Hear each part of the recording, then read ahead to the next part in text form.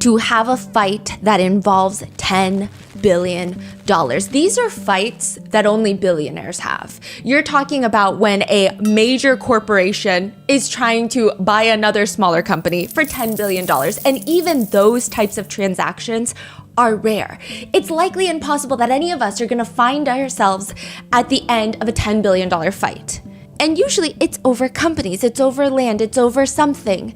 It's not over a birthday card that you may or may not have written an old friend for their 50th birthday. Slipped into page 165 out of a 200-something birthday book is this drawing of a silhouette of what is likely a woman's upper body. You can see the curves of the neck. There's no head. It's almost like a vase. And then the shoulders, there's no arms. You have these U-shaped little cups for the breasts and curves for the rest of the woman's body. And inside of the woman's silhouette, it's typed out. It's almost like if you were to read a script for something. It reads, voiceover. There must be more to life than having everything. And now it says, Donald. Yes, there is, but I won't tell you what it is. Jeffrey. Nor will I, since I also know what it is. Donald. We have certain things in common, Jeffrey. Jeffrey. Yes, we do, come to think of it. Donald. Enigmas never age. Have you noticed that? Jeffrey. As a matter of fact, it was clear to me the last time I saw you. Donald. A pal is a wonderful thing. Happy birthday, and may every day be another wonderful secret. Signed, Donald J. Trump, with Trump's signature appearing to be the pubic hair of the silhouette of the woman. So it's at the very end, and it's written in a way where it's insinuated that it's pubic hair. For this that has been made public, Donald Trump, the president, sues Wall Street Journal for $10 billion. He posts on Truth Social, the Wall Street Journal printed a fake letter supposedly to Epstein. These are not my words, not the way I talk, and also I don't draw pictures. I told Rupert Murdoch it was a scam and that he shouldn't print this fake story, but he did, and now I'm going to sue his ass off and that of his third-rate newspaper. There are close to 250 pages of this birthday book released to the public, and it feels like an evidence file. I don't know if it's the way that things are scanned, but it doesn't feel like an innocent ode to Epstein's 50th birthday. These are back from 2003, just to clarify, but it feels less like a birthday tribute and more of a, hey, maybe every single person in this book should probably just go to jail as a precaution. What is a birthday book? It was put together by Ghislaine Maxwell, who had reached out, and she said that Jeffrey Epstein also reached out to a bunch of his good friends, and they all contributed a letter or photographs or stories and memories that they wanted to share with Jeffrey Epstein that they've had with him. And she compiled it almost into this like scrapbook. So Ghislaine Maxwell did it as like a little birthday surprise? Yes. And there's a lot of big names in this book. And this book there's chapters in this book. There's contents in this book. There are chapters. Some of them are alarming. They just read children, girlfriends, scientist. It's a very alarming birthday book. These birthday cards were sent to Epstein before he pled guilty to any sex crimes, which is later in 2008.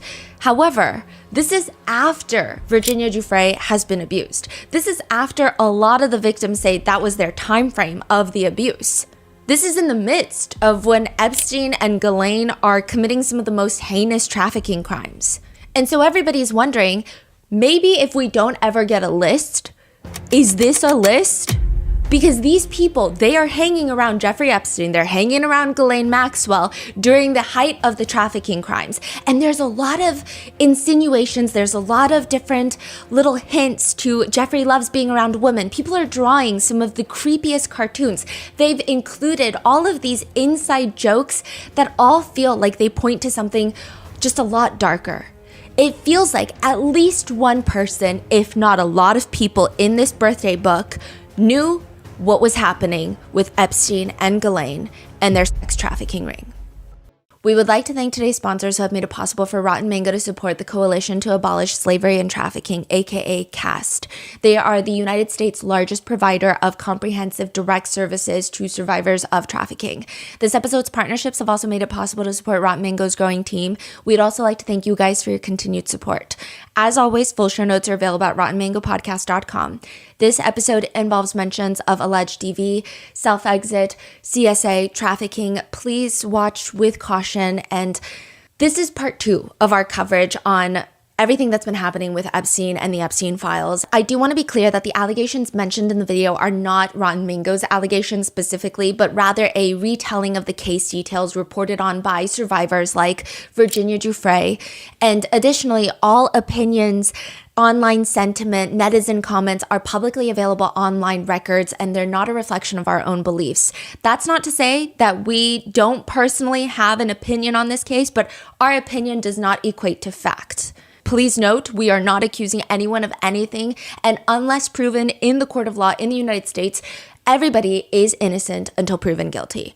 So with all of that in mind, I'm also going to leave a change.org petition in the description, show notes, and in the pinned comment, because a lot of the victims of Epstein and Ghislaine Maxwell, they have created a change.org petition because a lot of people in politics right now are arguing, well, we don't want to release the files because we don't want to risk any of the identities of the victims, or like we don't want to re-traumatize them. We don't want them to go through that. And the victims are standing up to say, no, we do. We survived this and we want this to be made public. Don't be using us as an excuse. Wow. After everything that they've already been through in the court system, in the legal system, they're like, no, the last thing you're going to do is use us as a scapegoat. Wow. So please go sign that change.org petition. And there's a lot of resources also linked in there. I also want to say that we hope that the conversation for these videos is not going to be about the Rotten Mango's team's political ideologies. I mean, we've made it pretty clear time and time again where we stand. But in these particular episodes and in this series as a whole, I think that it would just be ridiculous when that becomes the topic of conversation rather than, you know, like the people who could be involved in trafficking of children and have infinite access to money and power and are in high up political offices. And I will say this is a very interesting situation where there are high-profile people from both parties that are being listed that keep coming up. Bill Clinton being from the left, Donald Trump being from the right. I think this is like one of the very few instances of recent history where both parties and a lot of people in America are pretty united in the sense of we want the Epstein files released. And I do think that there are a lot of incredible channels. Obviously, we're biased, so we watch certain ones that lean a certain way. But there are a lot of people who are giving their political opinions and giving a lot of political commentary of the Epstein files. I'm going to just try to make this a compilation of everything that we found online without inserting too much of our opinions into it, just so it's easier for you to consume. So with that being said, let's get started. 2016 was one of the nastiest presidential races in US history. Is that a fact? Probably not. I don't know, but it was really dirty. I mean, there is no other way to put it. The race between Donald Trump and Hillary Clinton was essentially a shit-slinging contest where everybody ends up covered in shit, including all of the Americans witnessing it. And we just had to walk around with shit on our noses while the whole world is watching us. It was the most ridiculous race of all time. At Trump rallies during the 2016 race, thousands of Trump supporters are screaming, "Lock her up," about a presidential candidate in regards to Hillary Clinton. There are reports that some people would leave their brains at home and come to rallies wearing "Trump that bitch" t-shirts, which, like, you can have your opinions about Hillary Clinton, okay, regardless of which side of the aisle you choose to die on. It's just not really a spectacular choice of attire in the name of fashion. There is a lot of discourse to be had with people, and again, not noting all of the political ideologies, but both candidates were incredibly polarizing people. Yet they were just polarizing and very much hated by the opposition. However, Hillary Clinton was hated for being a woman on top of everything else she was already hated for. Whereas Donald Trump, he was hated for all the things he was hated for, but he wasn't hated for being a man. Of course, Trump does not make this easier for Hillary Clinton. At the time, there was this huge discussion of misogyny, which I do think that that's a pretty soft word to put to this, but there, at one point, Trump retweets a post And that post reads, if Clinton can't satisfy her husband, what makes her think she can satisfy America? He did later delete it, but now in 2025, people are thinking back to this moment, and it's starting to feel a little bit different.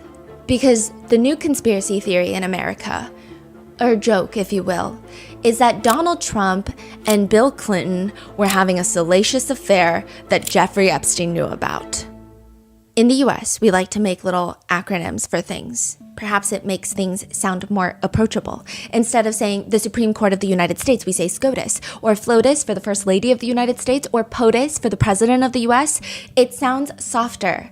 Rather than saying, this is a really old man with the nuclear codes. It sounds more approachable, shorter, POTUS, right? A new acronym has now entered the conversation, THROTUS. It is a play on POTUS and throat, because the new conversation is that Donald Trump gave throatus to former President Bill Clinton.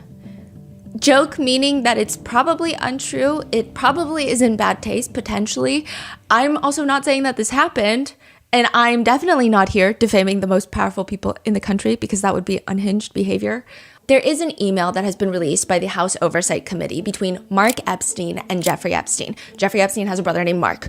Mark is emailing Jeffrey Epstein in 2018. So this is 1 year before Jeffrey Epstein dies. How are you doing? A while back, you mentioned that you were pre-diabetic. Has anything changed about that? What is your boy Donald up to now? At this point, it's 2018, so this is during Donald Trump's first presidential term. Epstein responds, all good, Bannon with me. So Steve Bannon is going to be a name that comes up very frequently during all of these Epstein files if you're starting to get into sorting through them. Steve Bannon was Trump's former chief strategist. He later had a falling out with Trump briefly. At one point, Trump does start calling Steve Bannon Sloppy Steve. I think they're buddy-buddy again. It's unclear. I feel like there's a lot of hot and cold in the administration, so I can't even tell you how someone feels about another party. Steve Bannon was in jail for a good 4 minutes also. A lot of these people have been in jail. 4 months, but same thing, 4 minutes, 4 months. Something notable is that January 5th, Steve Bannon goes on a podcast and he says, Wait, quote, January 5th of this year? No, Oh. January 5th. He goes on a podcast and he says, All hell is going to break loose tomorrow. tomorrow is January 6th. Oh. The comment leads Bannon to be subpoenaed during the investigation into the January 6th insurrection. Bannon shows up and is like, hey, so I don't have to tell you guys anything. And the long story short story version is that Congress is not having it. They throw him in jail for contempt. When he starts serving his sentence, he dramatically calls himself a political prisoner, quote, but I am proud of going to prison. Oh, so that's what the 4 minutes is for. Yeah, for the 4 months. And also he's proud of it. But at the same time, it has been reported that he was calling every single political connection that he could get on the line to try and shorten his sentence, and asking everyone is probably a gross exaggeration, but I'm sure he asked a lot of people. After 4 months, he walks out of there as if he had just gone to war. And he states publicly, the 4 months in federal prison, not only did it not break me, it empowered me. I am more energized and more focused than I've ever been in my life. So there is also a book called The Devil's Bargain, and on the cover of it is Trump and Steve Bannon. And in my personal opinion, the cover of the book looks like two best friends in a room and they might kiss. The important takeaway of this is not the perceived sexual tension between Steve Bannon and Donald Trump. It is that Steve Bannon was a huge, huge reason on probably why Trump was successful in his 2016 run to the White House. That's how a lot of people feel. Steve Bannon has always been a pivotal part of Trump's official and unofficial team, and he's seemingly very, very close with Epstein up until his death, even in the years leading to his arrest. There's emails from 2018 that indicate that Epstein was with Steve Bannon during that time. Epstein responds to his brother in this email about this pre-diabetic condition, and he writes, all good, Bannon with me. Mark Epstein responds, ask him if Putin has the photos of Trump blowing Bubba. Who is Bubba? A Reddit post from 12 years ago, pre-Epstein becoming public era, a Reddit post reads, why is Bill Clinton's nickname Bubba? The top response to the post is, everyone in Arkansas is nicknamed Bubba. A more thorough response reads, Bubba was a nickname given by his Republican rivals, and it's often associated with, quote, white trash of the South. They thought they could belittle him by saying that he was an undereducated, trashy person, but it backfired ultimately. Mark Epstein, Jeffrey Epstein's brother, has now come out to state that Bubba is not Bill Clinton, but nobody really believes him. So who's Bubba? He doesn't say. He doesn't say, to the point where people start speculating that perhaps Bubba is a horse that Ghislaine Maxwell had. There is no indication that she did have a horse named Bubba, but that would also be, I don't know which one's worse, actually. So I don't know if, which hypothetical situation would be the worst of our imagination. The email reads, ask Putin. Yes, ask Bannon to ask Vladimir Putin if Putin has a picture of Donald Trump going down on Bubba. And so a lot of netizens have taken it even a step further to say that during a lot of points, it appeared that Trump has been fairly friendly with Vladimir Putin in degrees in which a lot of American people don't understand during the war over there. And so they speculate, well, maybe Putin has something on him, such as a picture of him blowing Bubba. Is this online conspiracy that I don't subscribe to, because I don't subscribe to anything, because I am just not a litigious person, is what I have to say. But nobody believes any of this. Nobody believes Mark Epstein. Nobody cares if it's not the truth, because they think it's funnier if it is the truth. The comments now read, this was Trump's first taste of the presidency. Another comment reads, it was never Monica Lewinsky under that desk. But is the country really melting their frontal lobes because of a likely joking email referencing two presidents? Because it's likely, even if there is a picture, perhaps it's edited. Perhaps it's a photograph of a painting. Perhaps it's not what we think it is, right? Are we really having a meltdown over this? Well, there is a lot more to it, a lot more.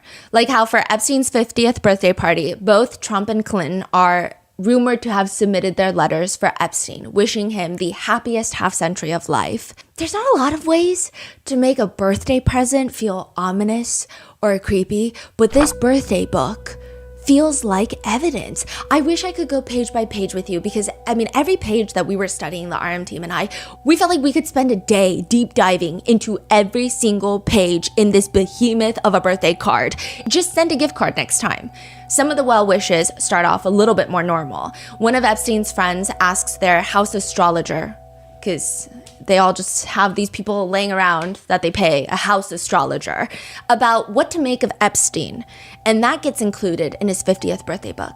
The analysis from this house astrologer reads, a fiercely intelligent, highly complex individual for whom the accumulation of great wealth is no problem, prefers working in private, or better yet, utter secrecy, emotionally complicated, can run hot and cold, can lose interest in the blink of an eye, and as an added bonus, beat the current masters at their own game.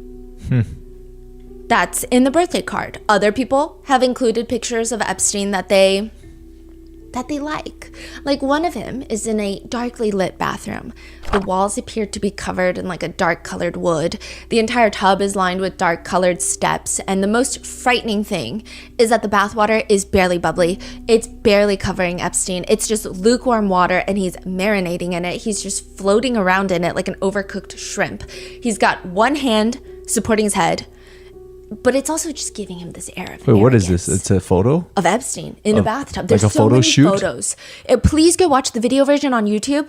It's just like a candid photo. Someone sent him a photo of him as his birthday card? Yes. It could have also been Ghislaine, who had been sprinkling in a bunch of photos everywhere. Oh, I see. And so he's got his other arm holding up some sort of pamphlet that he's reading. And the caption to this photo reads, "Waiting for my foot massage." Because Jeffrey Epstein loves a good foot massage. Something he allegedly had in common with Prince Andrew. A few pages down from that, you have a picture of Epstein laying on his side on a hotel bed. He's using the landline. It looks like he's calling for room service. And he is in nothing but a tiny, itty bitty Speedo, and he just looks like a cheeky motherfucker. And there's just so many of these photos that have been released in this birthday book that we have never seen before. There's another picture of Epstein and a bunch of his guy friends where Epstein is on the very right side of the picture. He's looking up at the camera through his lashes, and he looks like he's having all these dark thoughts. And the accompanying message reads, "Almighty Jeffrey began to get that look in his eye. He was cooking up something either evil or at least deadly. I always hoped he wasn't spurred to action by my action. The unforgivable, immortal sin of getting married." So this is a picture of Jeffrey Epstein at his friend's wedding, and he looks pissed off and he looks annoyed. There's just Wait, so this is released recently? Yeah. Oh. Yeah. Oh, I see. Yeah, it's recently. And these are things, because I know, by the time you're watching this, it's been probably a few days since the pictures were released. The new pictures of Epstein's Island. There's a picture where there's like a dentist chair and all of these face masks that are hanging on the wall. Some people are speculating that there were recording devices behind the face masks. Some people are just confused at what this man's, I don't even want to call it eclectic, but just like weird style is. There's meeting rooms where there's words on the chalkboard that are like power, wealth, deception. It's just what kind of meeting are you having in this room? There's a few other very creepy, unsettling pictures, but I would say that I don't know if these are even creepier than his Manhattan townhome pictures. These are kind of what people that have been tracking the Epstein files or the Epstein case for a really long time are expecting his properties to look like. But this birthday book, when it was released, it was just fucking shocking. I don't think anyone expected this. Do you know like all the people who rode all the cars? Like are they addressed there? Put their name on there? Yes. So a lot of people have put their names on there, and there's a lot of high profile people in there. There's a lot of Nobel winning scientists. Yeah, there's big names in there. There's a few billionaires in there signing their names. And then you have a bunch of people who knew Epstein from a while back. I tried to trace down everyone whose name was I could read and decipher their names. A lot of these people have like the worst handwriting in the world. And most of them are very well known, very prominent. And if not, they're still very wealthy individuals. Like they would be real estate moguls in Dallas. They're maybe not a billionaire, but they're still very prominent figures in their communities. So lots of high powered people. And there is just a lot of humor in this birthday book that doesn't seem that funny, but I guess to them it's hilarious. One is written by Epstein's childhood friend, and this is before Epstein only hung out with people that make 8-9 figures a year. But the card includes some of these small stories that they experienced with Epstein, of memories that they share. And one reads, "Castaway Volume 1. I was porking some girl in bed, and then Jeff brings in the maid to make the bed. She left screaming and never came back. We're both in bed, porking some girls. I said, 'What do you think?' while he's shoving penicillin down my throat." What is that? So you don't get certain STDs. Huh. "I spent the whole day without speaking English. Jeff told everybody I was raised on a boat in Brazil. When I came out of the bathroom brushing my teeth, I spit the foam out on the floor, and Jeff says, 'That's how they do it in Brazil.'" What? These are just like little short stories of all these memories people had with Jeffrey Epstein, and they're just weird. Just weird. Another one reads, "Two very young girls, probably 17, were riding in my father's caddy, Park Avenue, top down, smooching it up in the car, drop dead laughing." It seems like they were probably very young as well. I don't know if they were 17. I don't know if they were 19 at the time. But this story indicates that they were very young. Another friend of Epstein writes a letter reminiscing about the good old days, if you will, and they write, "Stories of chronic UTIs, prostate massage, orgies, ice skating in Prospect Park with Terry and me and Warren with scarves on our heads so we could skate during couples-only music." I mean, all of this has elements of red flags, but it's not inherently terrifying. But like any nightmare, I think the further you go down into this book, the creepier it gets. It almost feels like half the people it almost feels like they're writing in code. A lot of inside jokes that are hard for third parties to grasp, but they feel sinister. And some of the more terrifying pictures come from around page 114. Epstein has a what appears to be like a woman's stocking over his head. So it's pretty see-through, but it's kind of smushing his facial features together. But you can see his face, and he's holding a gun, or what appears to be a gun, in his hand. He's got one buddy next to him who's wearing a ski mask with just the eyes cut out, and the accompanying message reads, "Finally, at the home of our friend. Let's call him Mr. Brown." Jeffrey unveiled his plan. To some, it may have seemed to get rich quick scheme, but to me, it was pure genius. Rob and kill was the name of the plan. The first victim, redacted. So this is redacted before it's released. I'm assuming it's a victim's name. The first victim to be attacked and brutally plundered. Parentheses. Would she want more than that? What is wrong with these people? What is going on here? On the boardwalk in Venice Beach, broad daylight, the dastardly thieves were never caught. And then they write in the next paragraph, I retired from, quote, the life, but I recently read an article in New York which led me to believe that my old friend, Mr. E, had continued on and become an industry leader. An industry leader in the kill and get rich quick scheme that they were just referencing? Rob and kill is the name of the plan? Then another letter goes all the way back to when Epstein was born. The letterhead reads, from Johnny Boy Kafka. Dearest Jeff, 50 years old, you really have had an amazing life. Amazing because of where it started and when it started. Paula and Seymour are Jeffrey Epstein's parents. And this guy goes into just write in really crude detail of how Epstein's dad did things to Epstein's mom to conceive and get her pregnant with Jeffrey Epstein. Yeah. And then he starts writing about the time that they both had their first times with a woman. And Kafka writes, my first was I spent the summer with Lloyd and Andy working at Playland Arcade. It was with Lloyd's girlfriend. Then he just goes to lay it on thick for Epstein, writing things like, never worried, always confident. That aspect of your personality, of course, coupled with your brilliance and intellect is what made you who and what you are today. That don't give a shit attitude, your calculated aloofness, your sense of humor, and most importantly, that confidence came to you early on. You began to realize you could get away with shit, that chicks and people in general were schmucks. You sensed that you were sharper and more astute than most, especially the ones who had women, money, position, and power. This is just a childhood friend? Yeah. So now you're 50.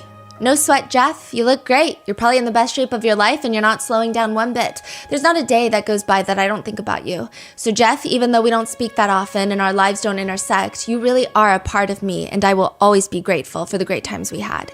You don't know it, but you're my kid's role model. I will always have the fondest memories of our past, and I can honestly say that they were the best years of my life, even though I could never get laid. Eternally and with love, Johnny Boy. But most terrifying is that this birthday book has an entire chapter dedicated to, quote, children. And these were written by children that a lot of netizens have been speculating are his ex-girlfriend's children. Ex-girlfriend being somebody that is now probably worth like billions of dollars. So I don't even think we should name them because there's no way to prove that these are their children. Their faces are blocked out, but there is writing that seems like the children are writing things like Uncle F, and it has been stated in a lot of documents that the children of his ex-girlfriend, please go watch the last episode, they would call him Uncle F.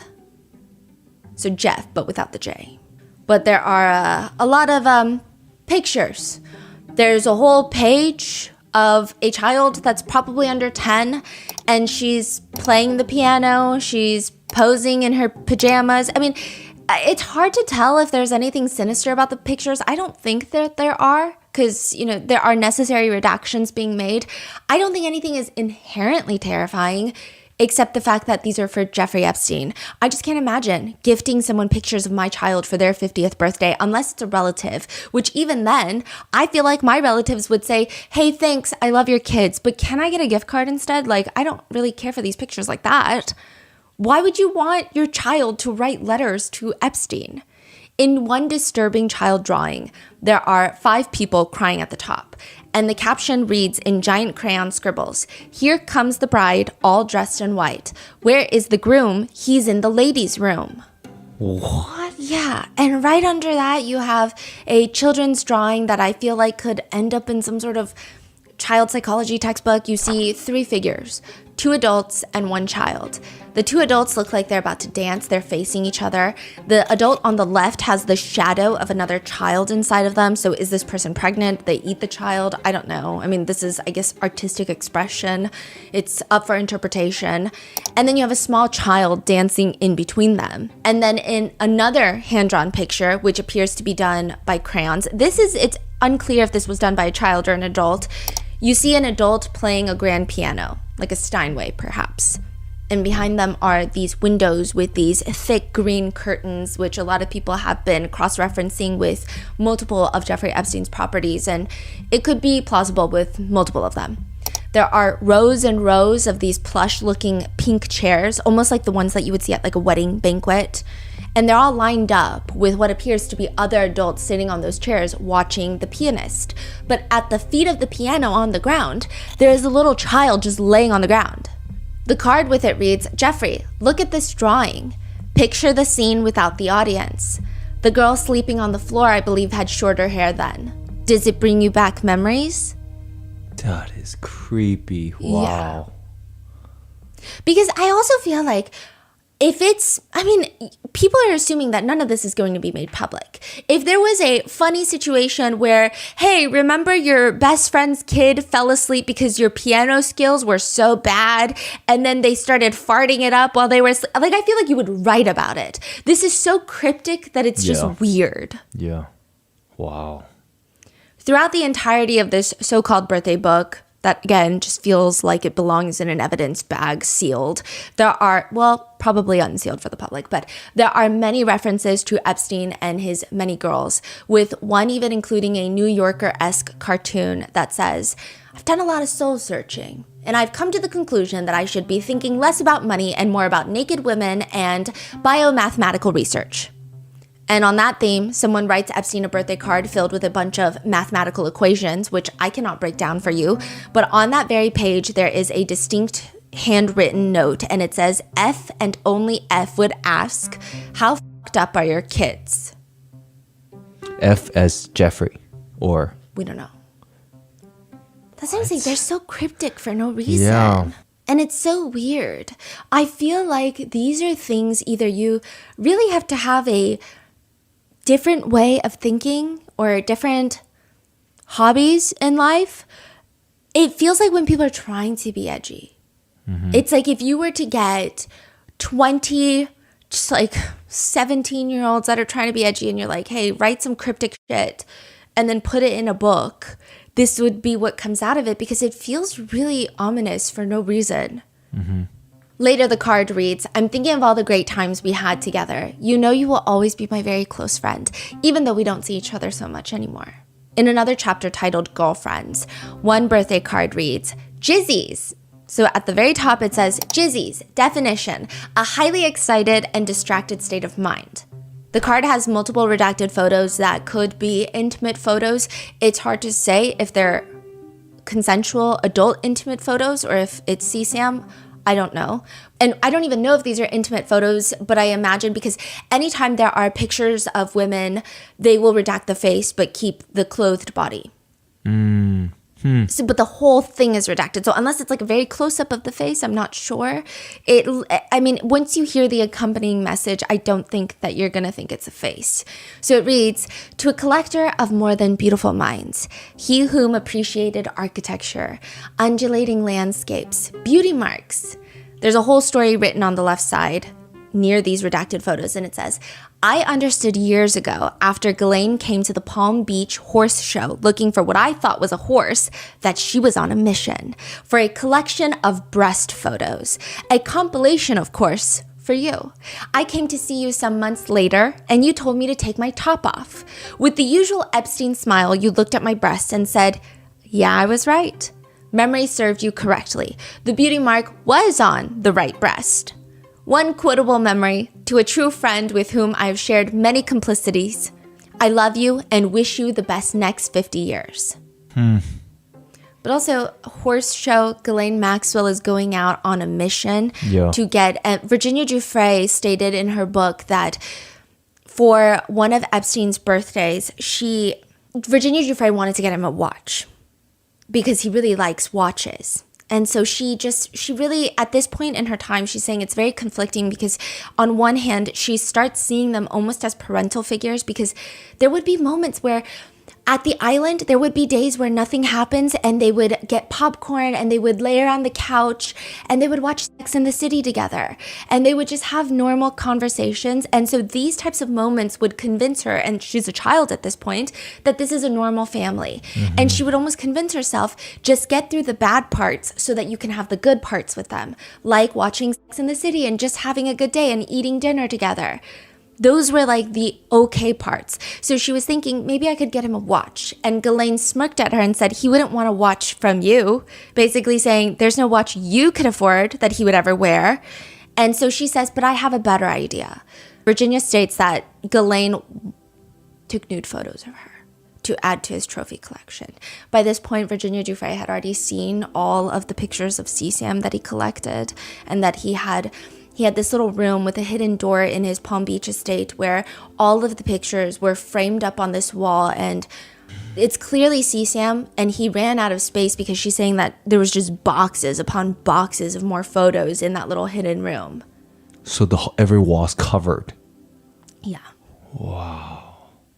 And there is another part in his New York mansion that there were pictures lining his staircase of naked women, and it seems like they appear to be a little bit older because they're just out in the hallway. But the one in the Palm Beach estate in this hidden room, Virginia Giuffre says, I mean, these are girls. Wow. Now, for the New York one, they could still be girls. They could still be children. We just don't know. Mm-hmm. I guess it just wasn't as obvious, perhaps. Right. So it's kind of like this questionable, I don't know.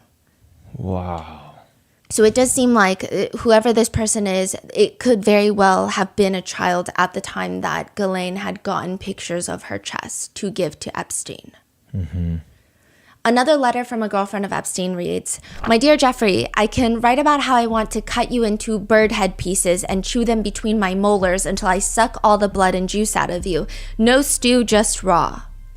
Or I can write about how you never cease to amaze me with your kindness and generosity to so many whose lives you've touched in several ways." Another card from a former assistant of Epstein's, which the fact that this is written by a former assistant should make this all the more alarming. And this is not to say that it's alarming on the author's part. It's alarming on Jeffrey Epstein. And it just reads, "Before Jeffrey, I was 22-year-old divorcee working as a hostess in a hotel restaurant. After Jeffrey, I now live in New York City. I have traveled to," and they list like 20 different countries. And then more importantly, continues on, "I have met Prince Andrew, President Clinton, the Sultan of Brunei, Donald Trump, Antonio Verglas," which is I think a New York City photographer, "Naomi Campbell, Stephanie Seymour," who is a model and an actress, "Peter Brandt, an art collector, Kevin Spacey, disgraced actor, Wow. Chris Tucker, Diana Ross, Michael Jackson, and brilliant scientists, lawyers, and businessmen." I don't know. Wow. I'm sure a lot of these people have no nefarious connections to meeting Jeffrey Epstein's assistant, who is clearly of age. So I'm not saying that this is any sort of insinuation that these people are on some sort of illegal list of they partook in any bad activities. I'm just saying that's what the card reads. Mm-hmm. "I have flown on the Concorde, gone skydiving, attended a Victoria's Secret fashion show." Because remember, one of Epstein's closest friends was Leslie Wexner, the owner of Victoria's Secret, which if you watched our original Epstein series, you'll get a whole deep dive on him.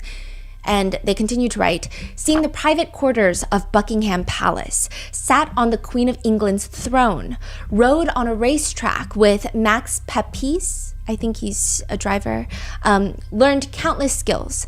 Jeffrey, there are no words to describe how much I appreciate and admire you. I believe you are the most extraordinary person I've ever met and can't believe how lucky I am to have become part of your life. What you have shown and taught me in 1 year is more than most people experience in a lifetime. What else can I say but..." And then there's a ton of redacted photos, but after that line, "What else can I say but..." there's a picture of Epstein and her walking side by side in New York City, and his hand is like fully inside of her jeans on her butt. What? And this is supposed to be a former assistant, so That is, wow. And it reads at the end, "Thank you." After the birthday book is released, the fallout is instant for some people. In London, the ambassador to the United States, so this is a UK politician for the Labour Party that is the US ambassador, Peter Mandelson, is under fire. The Foreign Office Minister in the UK is debating what to do about Peter. And finally, the judgment does come down. The Foreign Office Minister in the UK releases a statement. In light of the additional information in the emails written by Peter Mandelson, the Prime Minister has asked the Foreign Secretary to withdraw him as ambassador to the United States. They're saying that Peter Mandelson was getting too cozy in the United States. Perhaps way too cozy that he befriended Jeffrey Epstein. What did he do? What did he write? There's a lot of friendly emails between the two of them, allegedly. And allegedly, he wrote a note for Jeffrey Epstein's birthday book. It's actually one of the more explosive pages from the birthday book. The first page reads, "Once upon a time, an intelligent, sharp-witted man they call, quote, mysterious, parachuted into my life." And it's a picture of Epstein parachuting. Like photoshopped? No, like a real photo of him parachuting. You would spend many hours just waiting for him to turn up. And there's a picture of Peter Mandelson just looking out the window, waiting for Epstein, I guess. It's like a storybook. And then another caption, "And often, no sooner were you getting used to having him around, you would suddenly be alone again. He would leave you alone with interesting friends to entertain instead, or just some dogs to keep you company, although he wasn't always so keen on them." There's pictures of Peter and Epstein on Epstein's island, with the story continuing. But then he would parachute back in very occasionally, taking you by surprise in some far-off places, or in one of his glorious houses he likes to share with his friends. Yum, yum. I don't know what yum yum means, but the most damning part of this birthday card from Peter Mandelson is a picture of Peter and Epstein on Epstein's porch, or it appears to be Epstein's porch. Peter is in a white bathrobe, listening to Epstein talking with a giant smile on his face, and Epstein is fully clothed, leaning forward, just yapping away. So these are all very powerful people, right? Yes. He's clearly very powerful. Yes. But they talk about him in these letters like they're trying to suck up to him. Yeah. They're like looking up to this guy, like, you parachuted into my life and changed wait my for life. you. Yes. And you vanish and you leave me. Exactly. That is so alarming. And there's an air of secrecy in all of these letters. It's weird. It's like, what do you mean interesting friends? Who is he leaving you with? And clearly, I mean, he's rich. None of these people needs money. No. I mean, some of these people that wrote cards to him Yeah. are richer than him. Exactly. And they're high political Yes. power people, but they still talk to him in this manner, which is crazy. Yeah. The political fallout is pretty instant for Peter Mandelson, but also for others like Alexander Acosta. At this point, it is safe to assume that there are 10 people that just run around from every freaking state and every city, and they hold all the power and they circulate amongst themselves. Because yes, while the release documents are very extensive, the list of names that are associated or somehow associated, nefarious or not, connected to Epstein, that list is long, yes. But still, the same names keep coming up over and over and over again. And Alexander Acosta is one of them. And listen, there is not much that I can say about Alexander Acosta other than the fact that there are a lot of netizens that write, you know, when someone just looks guilty, that's what we have to say about Alexander Acosta. What is he guilty of? Some would say of having a criminal hairline. But that sounds a little mean, so I'm not the one saying it, but I'm just saying his hairline is kind of wacky. But Alexander Acosta, if you are to believe netizens, he is the one that let Epstein get away. In the early 2000s, an investigation is opened into Epstein, which we originally covered in our original Epstein series. The Palm Beach Police Department, they start investigating. They report it to the state DA's office, the Palm Beach DA's office. By that point, they have several underage victims who state similar things happened to them, that they were recruited by their friends in high school. Do you remember she was found with like $300 in her bag? It was a whole thing. Now, the case goes to prosecutor Lana Bello-Havoc, who holds a grand jury proceeding in 2006. And she's going to indict Epstein, or at least that's the whole point of a grand jury proceeding, is to see if you can indict somebody. This is the state case. Lana Bello-Havoc, she works for the Palm Beach County State Attorney's Office. She takes this to the grand jury. She brings in 2 alleged underage victims of Epstein, and for 4 hours, these victims are telling the grand jury everything that happened, And the prosecutor is supposed to show the grand jury, look at the crimes, look at the impact of the crimes. Do you believe these victims? Because I do. So we should go ahead and indict this individual. That's the whole purpose of the prosecutor. That's like their one mission. One attorney for the victim later comes out to say they basically tanked their own case. It was atrocious the way they handled it. The prosecutor, Lana Bello Havoc, she essentially treats the victims, the witnesses, as the defendant. She blows it up by essentially cross-examining her own witnesses. Intentionally or just underqualified? What is going on? Most people think it's the former. They think that you cannot be that underqualified. She blows it up by essentially cross-examining her own witnesses, showing them their own social media posts, which obviously makes That's crazy. total and complete sense that somebody's social media post should have a correlation with their ability to be victimized. That makes total sense if you just walked out of a doctor's office with a lobotomy. She would say things like, hey, on social media, you post about shoplifting and you write on social media that you're 18 years old and you make $250,000 a year. The victim is like, yeah, because it's a joke. Like, you just write things on social. I mean, it's social. Especially, this is like back in the day when social media was not as big as it is now. People would just make up storylines on social media. Everybody was anonymous. Everybody was like a Tumblr anonymous poster. Yeah. So she's saying that calling them a liar? Yeah. And like, who's to say that you didn't tell all these adults that you're 18? She's 15 years old, by the way, and she probably looks 15. That's crazy. All my friends do that because it's kind of funny and random and stupid. That's a direct quote.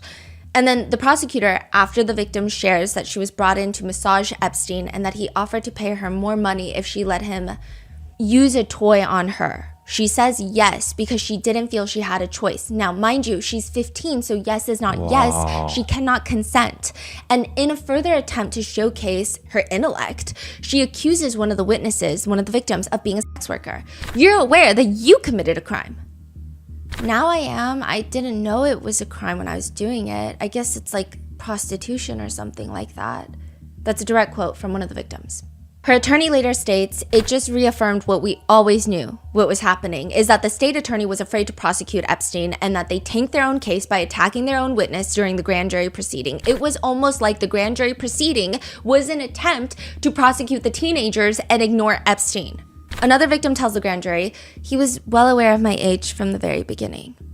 To which the prosecutor asks her again, you understand that you, in effect, were committing prostitution yourself? Yes. What happened after that? So because this is like the most horrendous grand jury proceeding, the panel returned a 1-count indictment for solicitation of sex work that does not specify that the victims were minors. So this is like nothing. You go to a brothel in a state where brothels are not legal and you're a John. Epstein gets arrested for that one state charge. He gets booked and then promptly released on bond because this is like nothing, especially in the state of Florida. And the only good person in this entire story is the Palm Beach police chief. He's pissed about the whole thing. He witnessed this whole thing. Yeah. He calls the FBI. He's like, nope, I'm not doing this. Hey, Florida can't do it. So can you bring in the feds, do something? The FBI opened an investigation. They find 34 confirmed minors. And when I say confirmed, the minors are all sharing their stories of, it's hard to say legally confirmed because you'll see why. Confirmed minors who report that they were victimized by Epstein and Ghislaine. They find a ton of pictures in Epstein's house as well, like the CSAM. The case goes to the feds in the state of Florida, and it's led by none other than, at the time, U.S. Attorney of the Southern District of Florida, Alexander Acosta. Appointed by then President George W. Bush. He was at least initially known for being aggressive on high-profile cases, specifically dealing with the cartel. But nobody will remember him for any of that. They will remember him for what happened to Epstein, because it will come back to haunt him probably for the rest of his life, and it honestly should. One victim tells the Miami Herald that Epstein was preying on 14-year-old girls without homes, without parental figures. They were in rough situations. Ghislaine could just sniff them out. She was just preying on them to bring them to Epstein as some sort of gift or a product. And these kids, they're 14 years old. So they're telling Alexander Acosta and the feds all of this. What do the feds do? What does Alexander Acosta do? He goes to Epstein and offers him a deal, a plea deal. Now, plea deals are not in itself negative. A lot of victims will say that they actually appreciate plea deals because they don't want to go through the stress of going through a trial. The most important thing is the prosecutors work with the victims. They never present a plea deal without telling the victims first. Ah, I see. Yes. Now, I don't think a lot of people have been calling this a sweetheart deal. I don't even think sweetheart does this situation justice. It's basically a get out of jail free card with potentially unlimited uses because Ghislaine in 2025 wants to use this card now. She thinks this is a Costco card. She thinks this is like a day pass to a spa. She thinks this is a free use coupon. What does she want? Okay, I'm going to get into it, but she's saying that this specific deal should make it that she cannot be in jail right now, prison. Allegedly, there were multiple meetings between Epstein's defense attorneys and Alexander Acosta at hotel breakfast restaurants. Now, Epstein had two main defense attorneys working. Alan Dershowitz was one of them. And then the other guy, he worked for this massive law firm where Alexander Acosta was previously a partner. So I'm assuming that they at least know each other or they run in the same circles or they're best buds. We don't know, right? It may seem that they're all cozy with one another. And Acosta offers up what most people would say, a deal that's way too good to be true. I feel like if I heard anybody get offered this deal, I would say, I don't think so. I think it's way too good to be true. I think you're going to get screwed over. Unless you're a very wealthy man in America. Then for you, this is a reality. This is the minimum. Acosta identifies 36 underage victims and he drafts up this massive 53-page indictment. 53 pages for the indictment. But instead of indicting Epstein, instead of discussing what the victims want to do or doing the right thing and taking this to trial and hoping that the judge throws the book at Epstein, Acosta proposes this.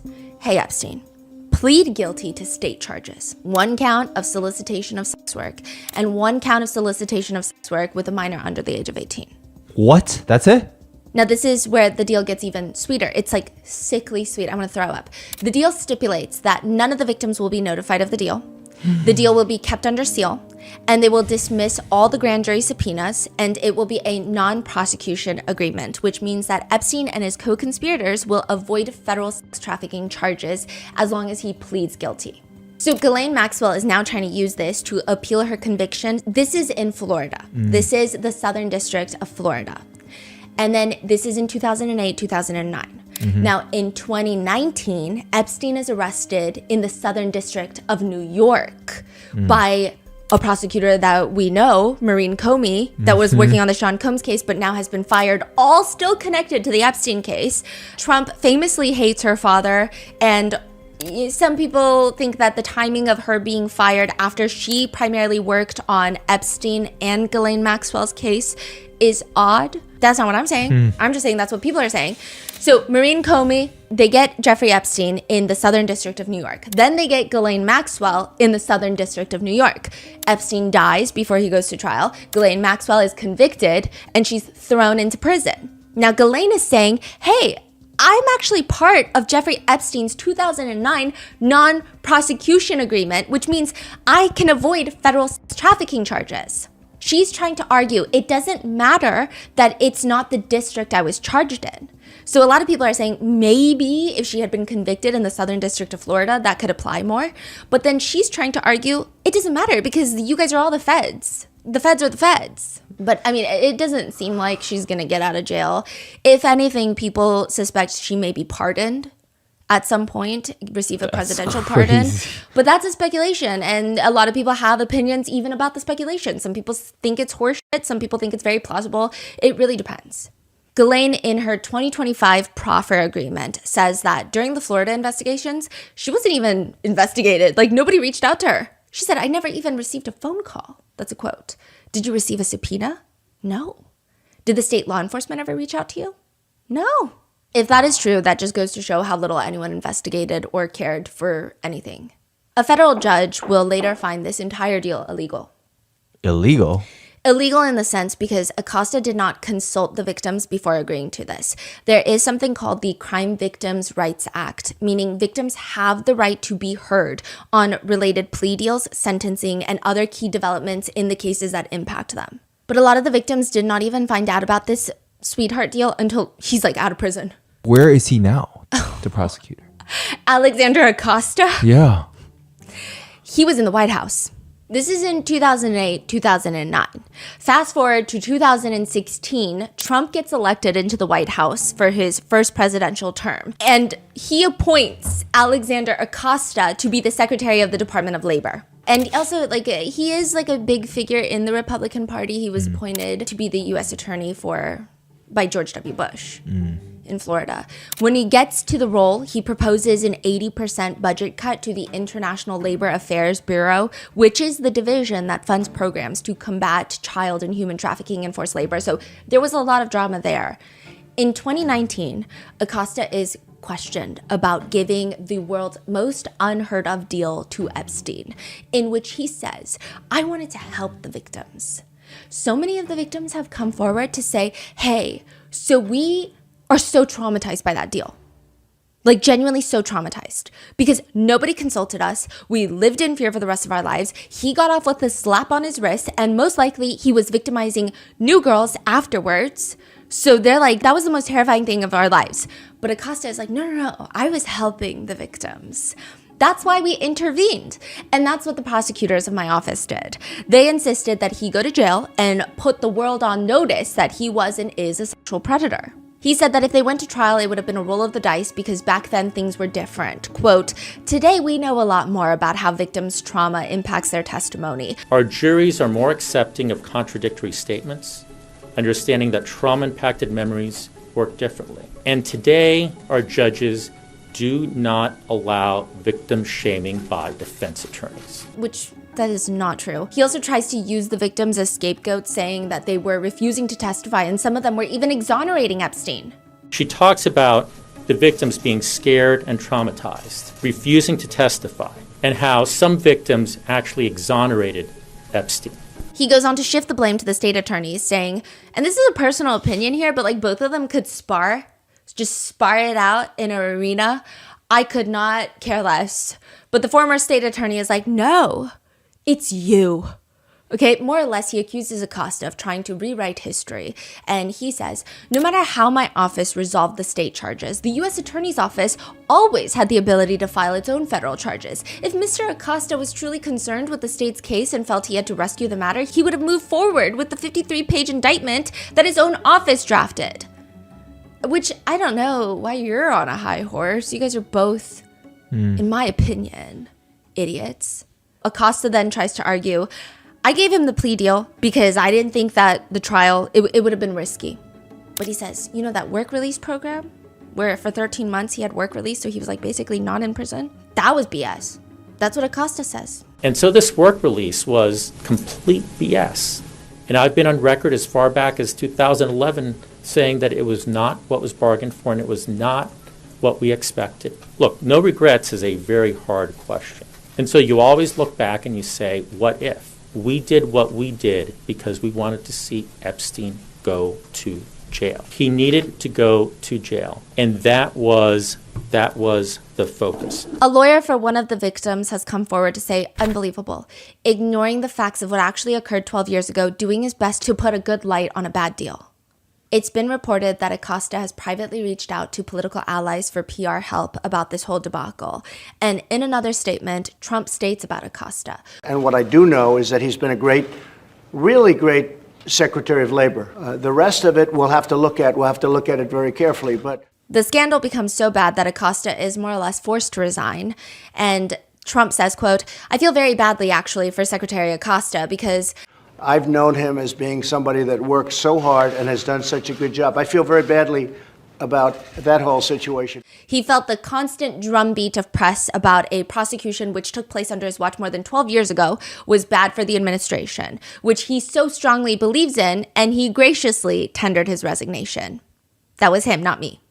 Trump says Acosta will always be a great, great secretary, tremendous talent. He went to Harvard, a great student.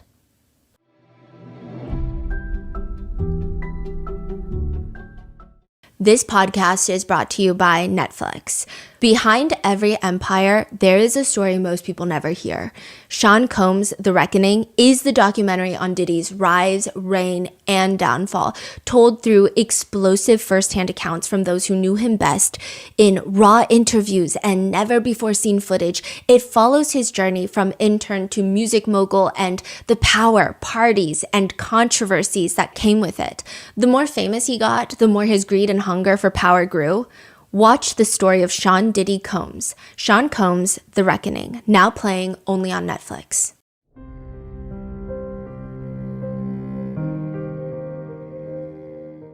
Decision fatigue can get so real. I remember when we were first starting our small business, I first heard the phrase decision fatigue, and suddenly I just had the exact phrase to describe the most persistent feeling I was getting. Every small decision fell on our shoulders as small business owners, and it just got very discouraging. Thankfully, we had Shopify.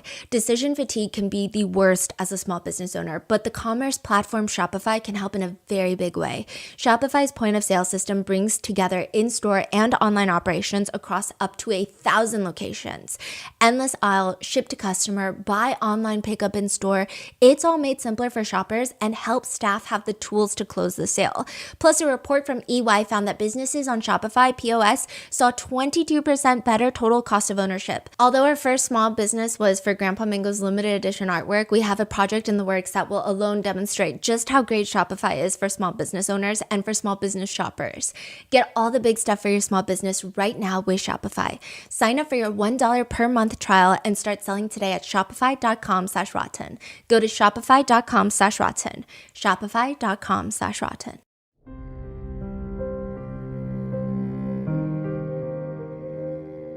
Then you have Pam Bondi, who is the Attorney General of the US. If you listen to our recent Luigi update, Pam Bondi's doing a lot of stuff that is, I think, going to get her in trouble. I don't know. What do I know about the law? What do I know about anything, right? But she's just, for someone who is the Attorney General of the United States, every lawyer tells you to shut up. And this woman will not shut up, ever. Like, ever. She's got an opinion about everything. And like, legally speaking, I feel like she takes no precautions. For the Luigi case, I mean, she could jeopardize a lot about that case. So regardless of how you feel about Luigi Mangione, she's jeopardizing the case for the feds. It's a mess. It's a mess. And so she decides earlier this year that it's just way too calm. The administration is bored. They've only been making global news every other day with another incident, but this time she's just going to blow the door open. This is where the whole is there not files starts happening. Oh, it's from her. Yes. So at one point, Pam Bondi, the Attorney General of the United States, states, and she says, so yeah, I've got like the entire Epstein file sitting on my desk right now, just waiting to be released to the public. She says that she has gained possession of the Epstein files and, quote, it's sitting on my desk right now to review. That's been a directive by President Trump. It's sitting on my desk right now to review. That's been a directive by President Trump. In another interview later, she tells reporters, breaking news, you're going to see some Epstein information being released. What kind? A lot of flight logs, a lot of names, a lot of information. Then in another report, she says, there are tens of thousands of videos of Epstein with children. Or CSAM. Also, to the tens of thousands of video, they turned out to be child porn downloaded by that disgusting Jeffrey Epstein. Child porn is what they were. Never going to be released, never going to see the light of day. And then nothing is getting released. Tens of thousands? Yes. So this is where I think that this was a very objectively dumb thing to do. I don't know how else to say it. The Epstein files has always been a huge MAGA talking point. Trump used it a lot during his presidential races, even this one, to say that the Democrats are covering up for predators like Epstein. They won't release the files. They're hiding things. And Bill Clinton's name has always largely been attached to Epstein in some way, shape, or form since this case started gaining traction. So there has been a lot of, and Clinton is clearly a Democrat, so the right has kind of spun it in a way of like, this is a Democrat issue. He is connected to a lot of Democrats. He's friendly with a lot of Democrats. Democrats. And even up until his death, he was friendly with a lot of high-powered Democrats. He donated to a lot of Democratic causes. I don't think that Epstein was politically aligned to anyone. I think Epstein was aligned with Epstein. I think when you read his emails, he switches up his tone depending on who he's talking to. He can be Republican one day, he can be Democratic the next day. It's whatever benefits Epstein. However, it does seem that he leans a little more left. He's never been like a strong Republican. He's never had a lot of Republican friends. And that might just be that Ghislaine Maxwell just has more connections to the party on the left, right? It's always been like a MAGA thing to release the files, drain the swamp, clean the swamp. And Pam Bondi is like, I got all the files.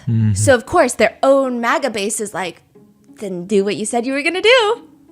Release them. And then they don't release them. In fact, the DOJ announces, hey, so there's actually no more files to be released. There is no Epstein list. Yeah, so I don't know what you guys are talking about. And so, of course, the MAGA base is like, what do you mean? Then what was on Pam Bondi's desk? Like imaginary files? Are we hallucinating manila folders with giant confidential slapped across them? And then they just vanish as if they're props from like a wizarding movie? More contradicting is that the head of the FBI, Kash Patel, he goes on to the Joe Rogan podcast and he says, what videos? Okay, he doesn't say that, but he basically says that. It's actually more conflicting.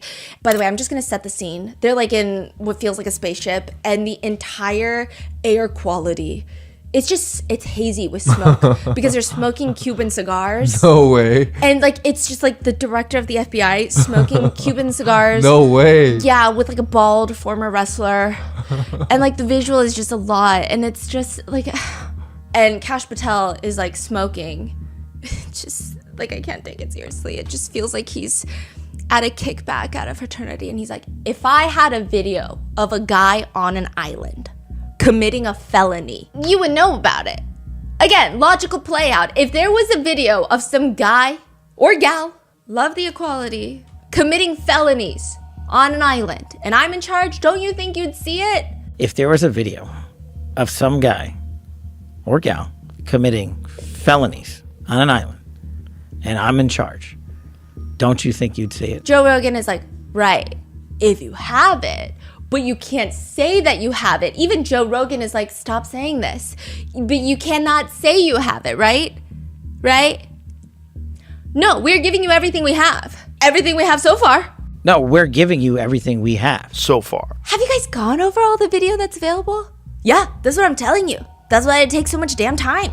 So are there videos or are there no videos? Are there files or are there no files? Is there a list or is there no list? And then the DOJ comes out to state that they're not going to release anything because all it would do is harm victims and it would release CSAM into the world, which a lot of people, including Trump's own base, are arguing nobody asked for CSAM.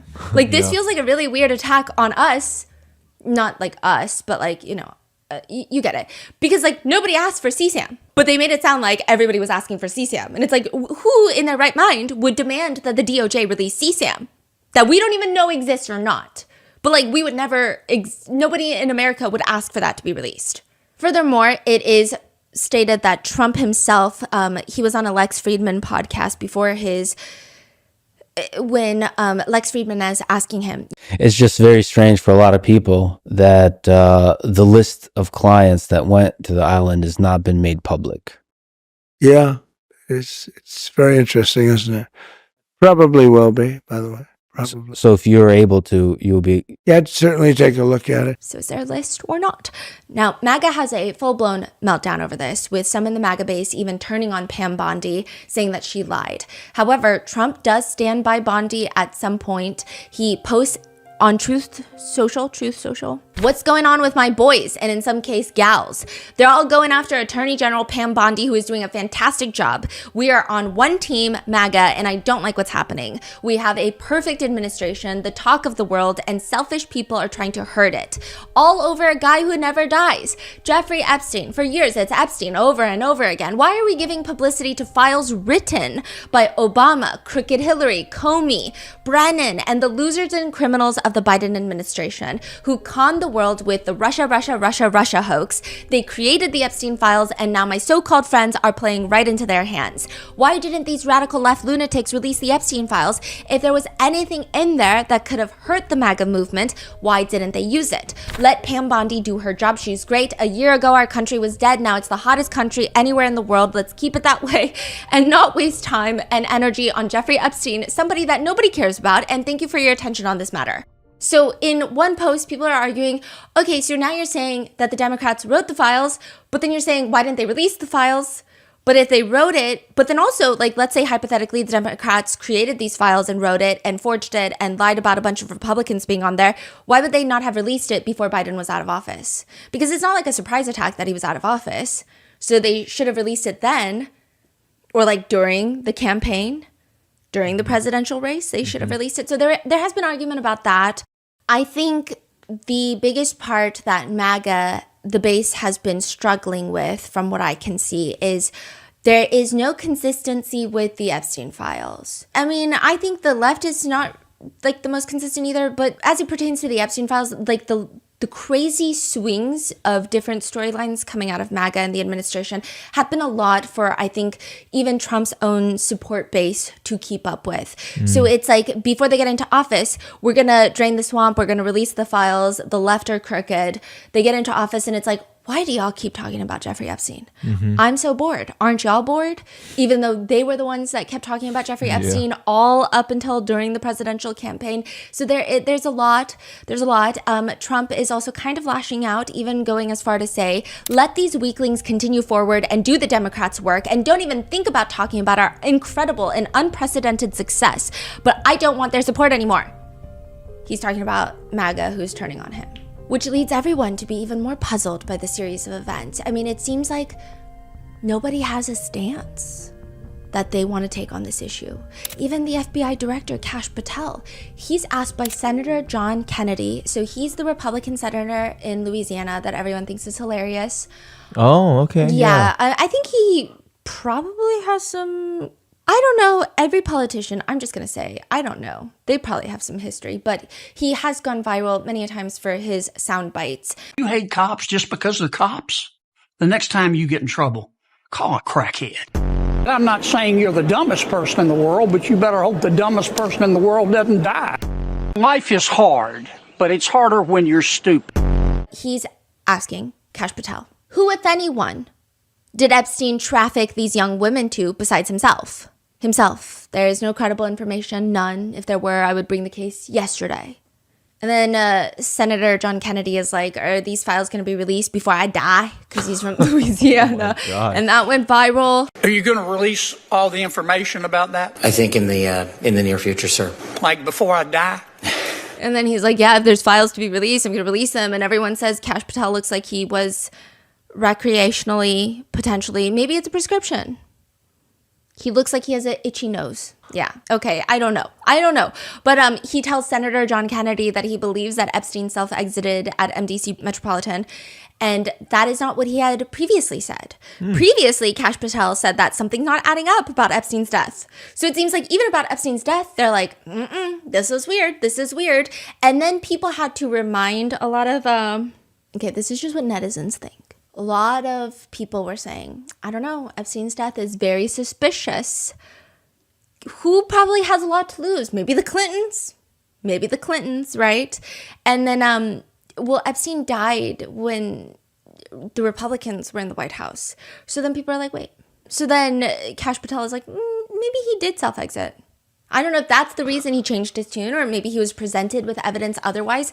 I don't think he was presented with the evidence of the CCTV cameras, because remember how that got released? And I'm going to go into that in a little bit. But the CCTV cameras that are not even outside of Jeffrey Epstein's cell were released to the public to show that nobody went in there and offed Jeffrey Epstein. However, there's like a missing 3 minutes, and the metadata for the video, it's been edited, according to Wired. It's crazy. But the biggest problem is for both parties. I mean, you are constantly 2 people away from someone who is involved with Epstein. Steve Bannon, so this is Trump's strategist, messages Epstein about a documentary that they're making on Epstein. And he writes, can't redeem unredeemable. You are a lot of things which we will show, but you are not that.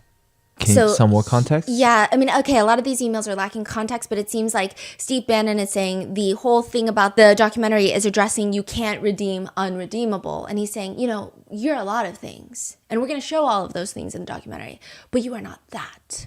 So at this point, there are speculative allegations that there were meetings that took place solely dedicated to fixing Jeffrey Epstein's public image. When was this? This is like before 2018. Okay. 2018, yeah. I see. Who's making this documentary? Steve Bannon. He's making a documentary on Jeff. Yeah, Epstein.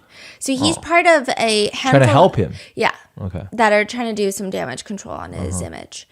And he continues, yes, of course, but we must continue who traffics in female children to be raped by world's most powerful, richest men. That can't be redeemed. That's why you let them blow up the argument while showing the 12 you did redeem. I don't know. Showing the 12. Yeah, these are all like cryptic. The documentary has never been released, but Steve Bannon is heavily intertwined with not only Trump, but Epstein. And if you look at all the released documents for the connections between Epstein and Bannon, they seem like they have quite a friendship. I don't know if I could call it that. They seem close. Like there are some emails where it seems like these people don't really talk often. And then there are some emails where it seems friendly, whatever you want to call it. Republican Marjorie Taylor Greene is asked in an interview, how big of a blowback is there right now in MAGA world specifically? And she states, it's pretty big, I have to be honest. And a lot of people in MAGA, they really want to know more information about the people that were involved with Jeffrey Epstein. How big of a blowback is there right now in MAGA world specifically? It's pretty big, I have to be honest. I'm always honest about what's going on. And yeah, this one has been pretty big. And a lot of people in MAGA, they really want to know more information about the people that were involved with Jeffrey Epstein. And then Marjorie Taylor Greene resigns. This is all recent news? Yes. She resigns after she is accused of turning on Trump. She was one of the 3 Republicans that were needed to sign the Jeffrey Epstein Transparency Bill Act. Oh. And she has been like a day one Trump supporter. So 3 of them signed the bill. Yes. And she was one of them. And then now she has resigned. Wow. And everyone around Epstein, they're not being arrested, they're not being investigated, but they are facing what feels like the closest thing to having a giant studio light shine bright into their retinas. Okay, like a reckoning, as some netizens say. Prince Andrew, we talked about in the previous episode, he lost his prince title. He's been evicted from the royal accommodations. And this is clearly the harshest royal statement that we've ever seen thus far. In Ghislaine's 2025 proffer interview, which we're going to get into this too.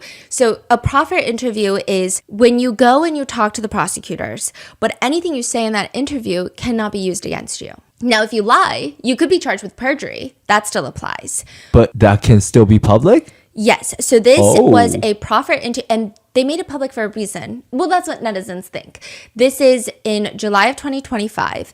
There is a proffer interview for 2 days. All of this has been made public by the DOJ, and we're going to talk about it. We have the audio clips of Ghislaine Maxwell's voice, and I'm talking about this in the next episode. But she is asked a bunch of questions. Now, you would think that this is going to be the most illuminating piece of evidence because Ghislaine Maxwell's trafficking trial was in federal court, so there was no live stream of it. It was at a time where everything felt a little more hush-hush. We don't really know that much about it, right? Yeah. And she's never been as public. She has released statements through her attorneys, but this is truly like the biggest interview that she will do.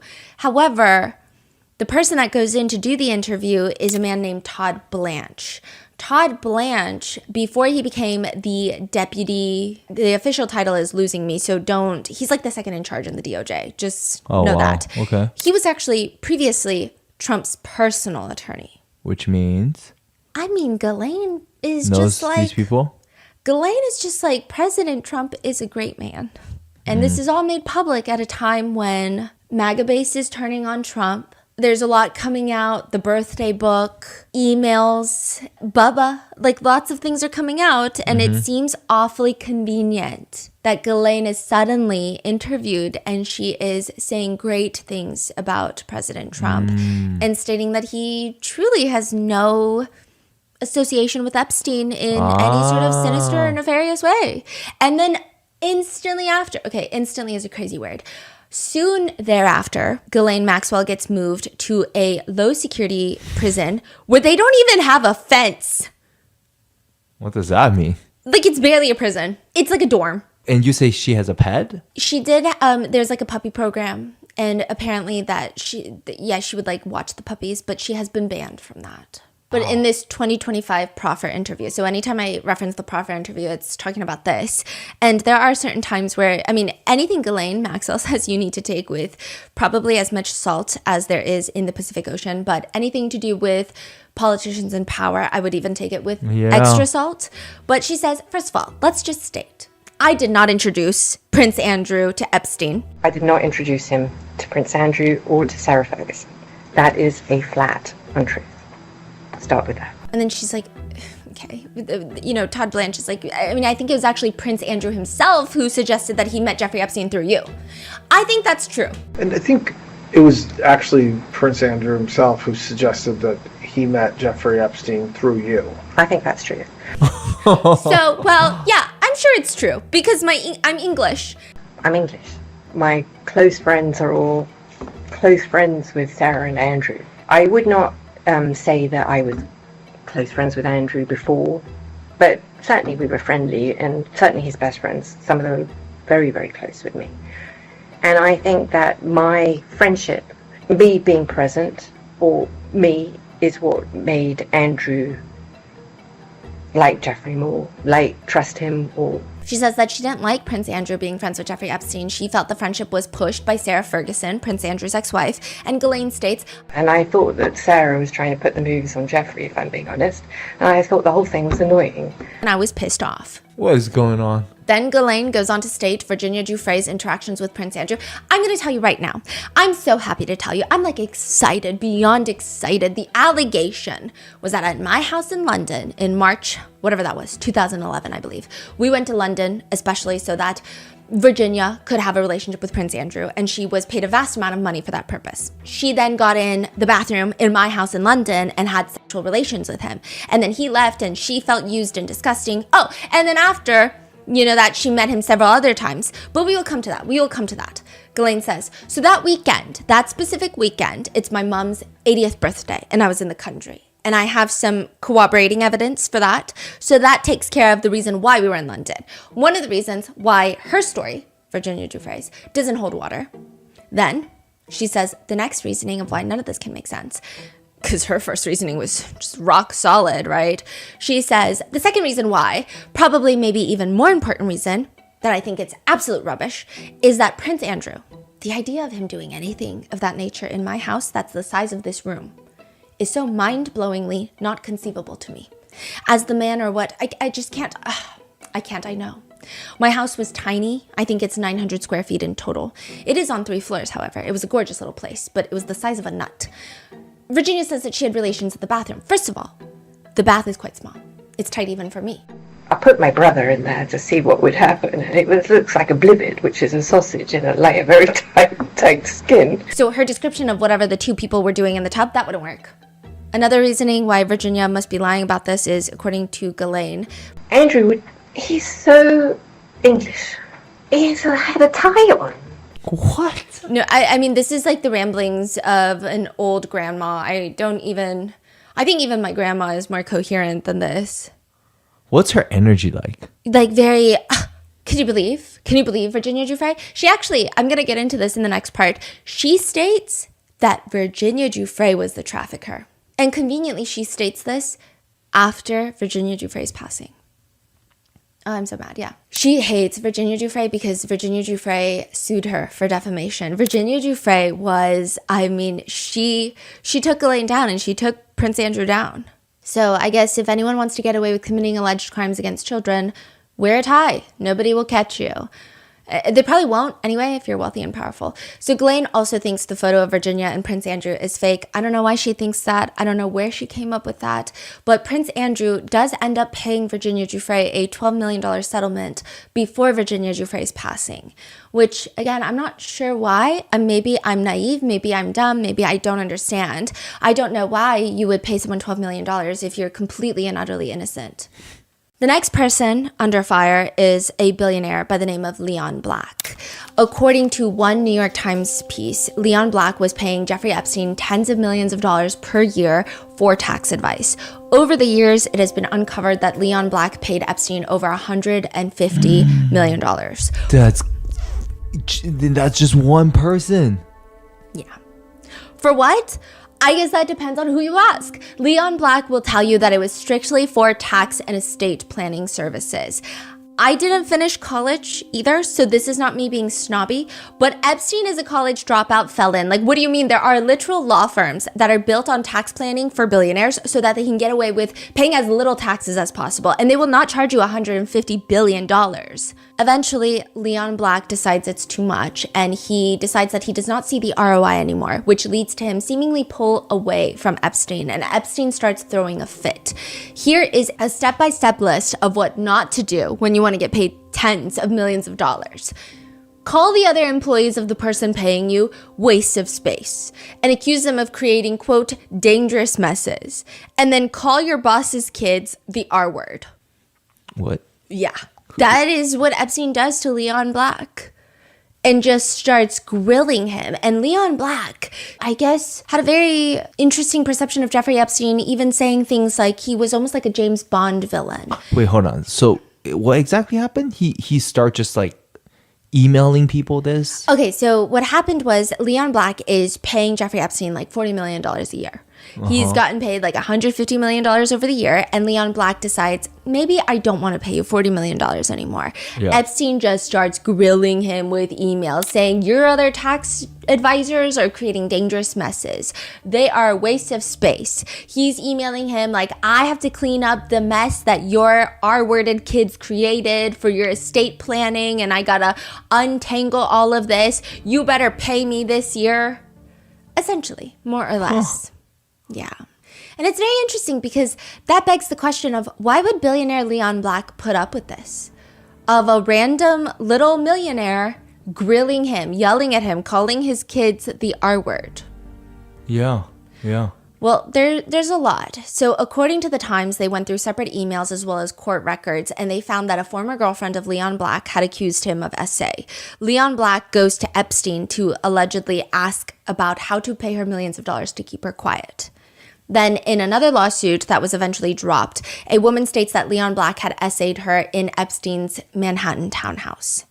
End quote.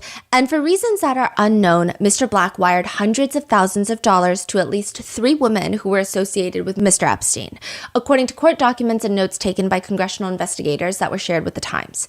This is a quote from the Times piece.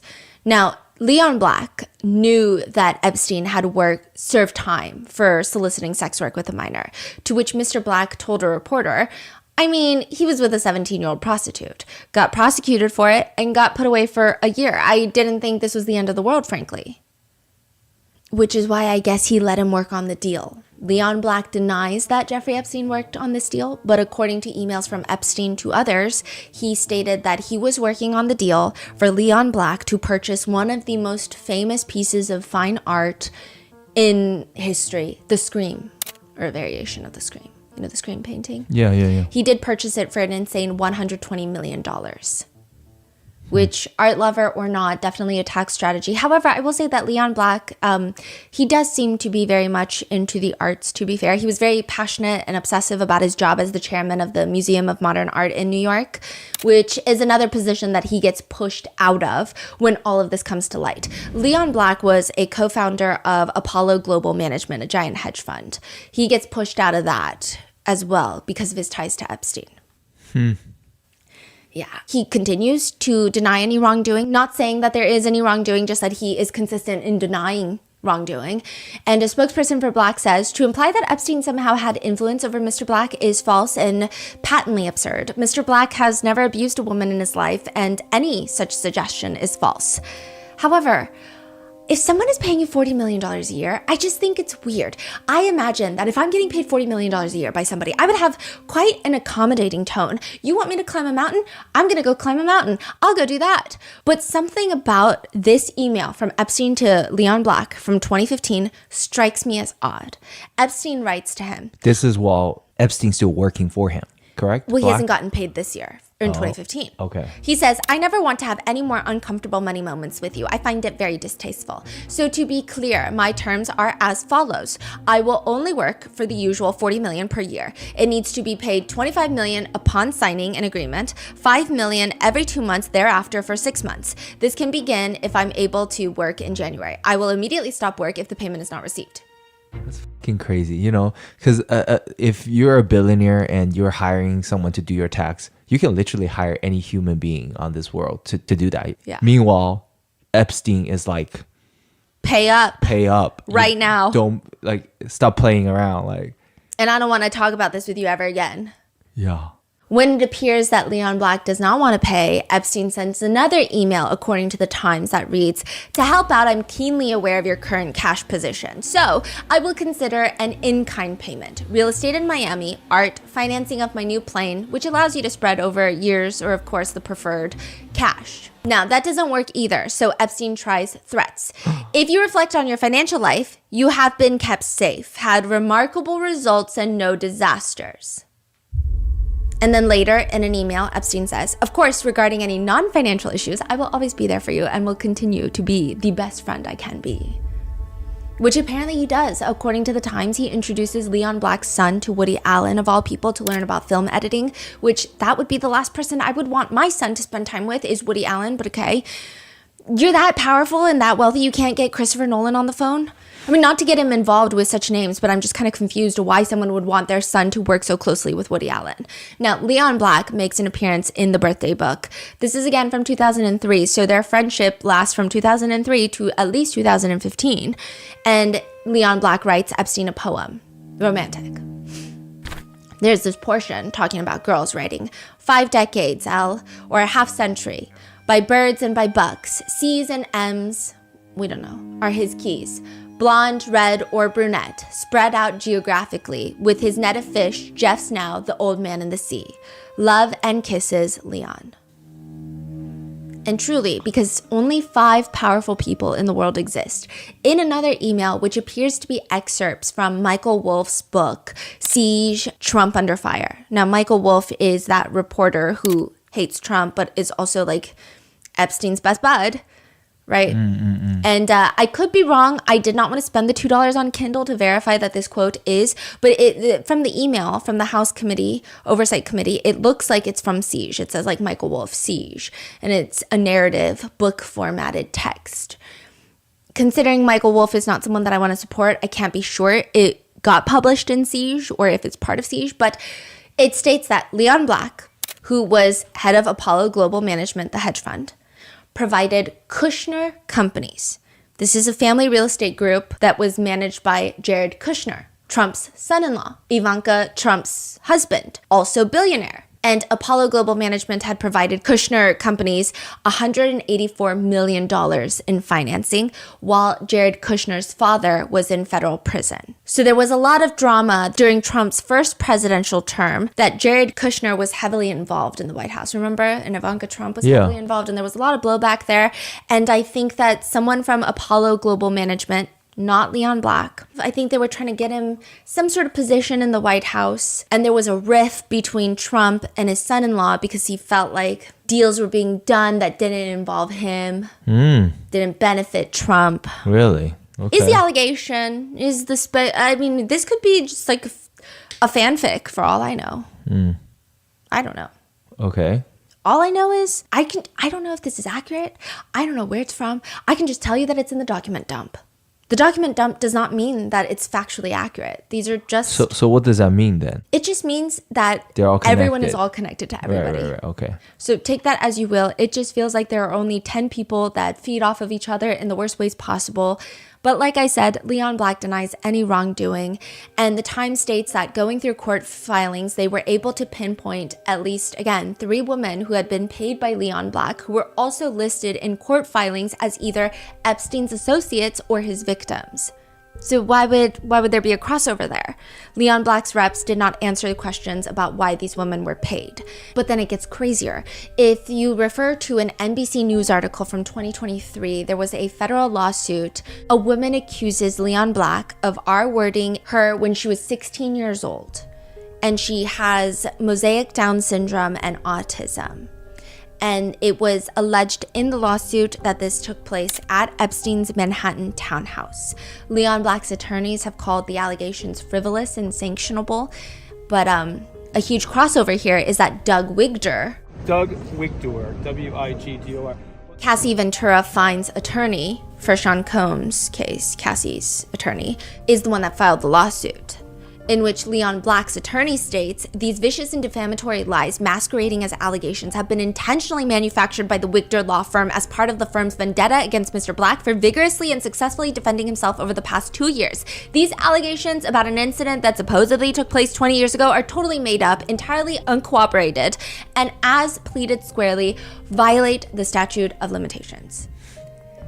Later, Leon Black and his team will sue Wigdor LLP, the law firm. It's a mess, but yeah, it's just a mess.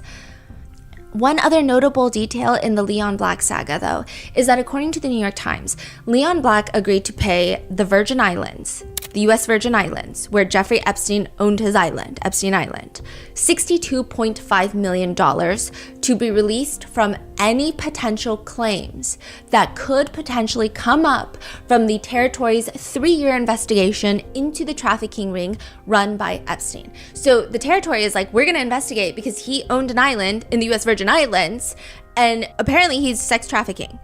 Uh-huh. So wait, what? So Black paid? So Black is like, I'm going to pay you $60.5 million. And I 16 or 60? 62.5. Uh-huh. And I never want to deal with any of this. And the U.S. Virgin Islands came to a deal. So he's paid a lot of money. Yeah.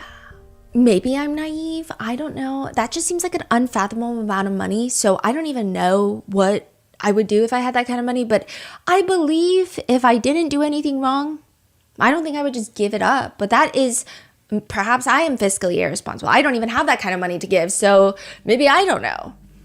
Then you have Leslie Wexner, the longtime friend, client, and alleged name on the Epstein list. The billionaire that owns L Brands, that includes Victoria's Secret, Bath & Body Works.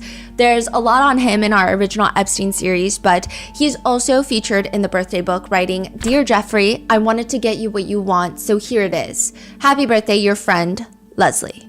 And above it is just a hand drawing of a woman's chest.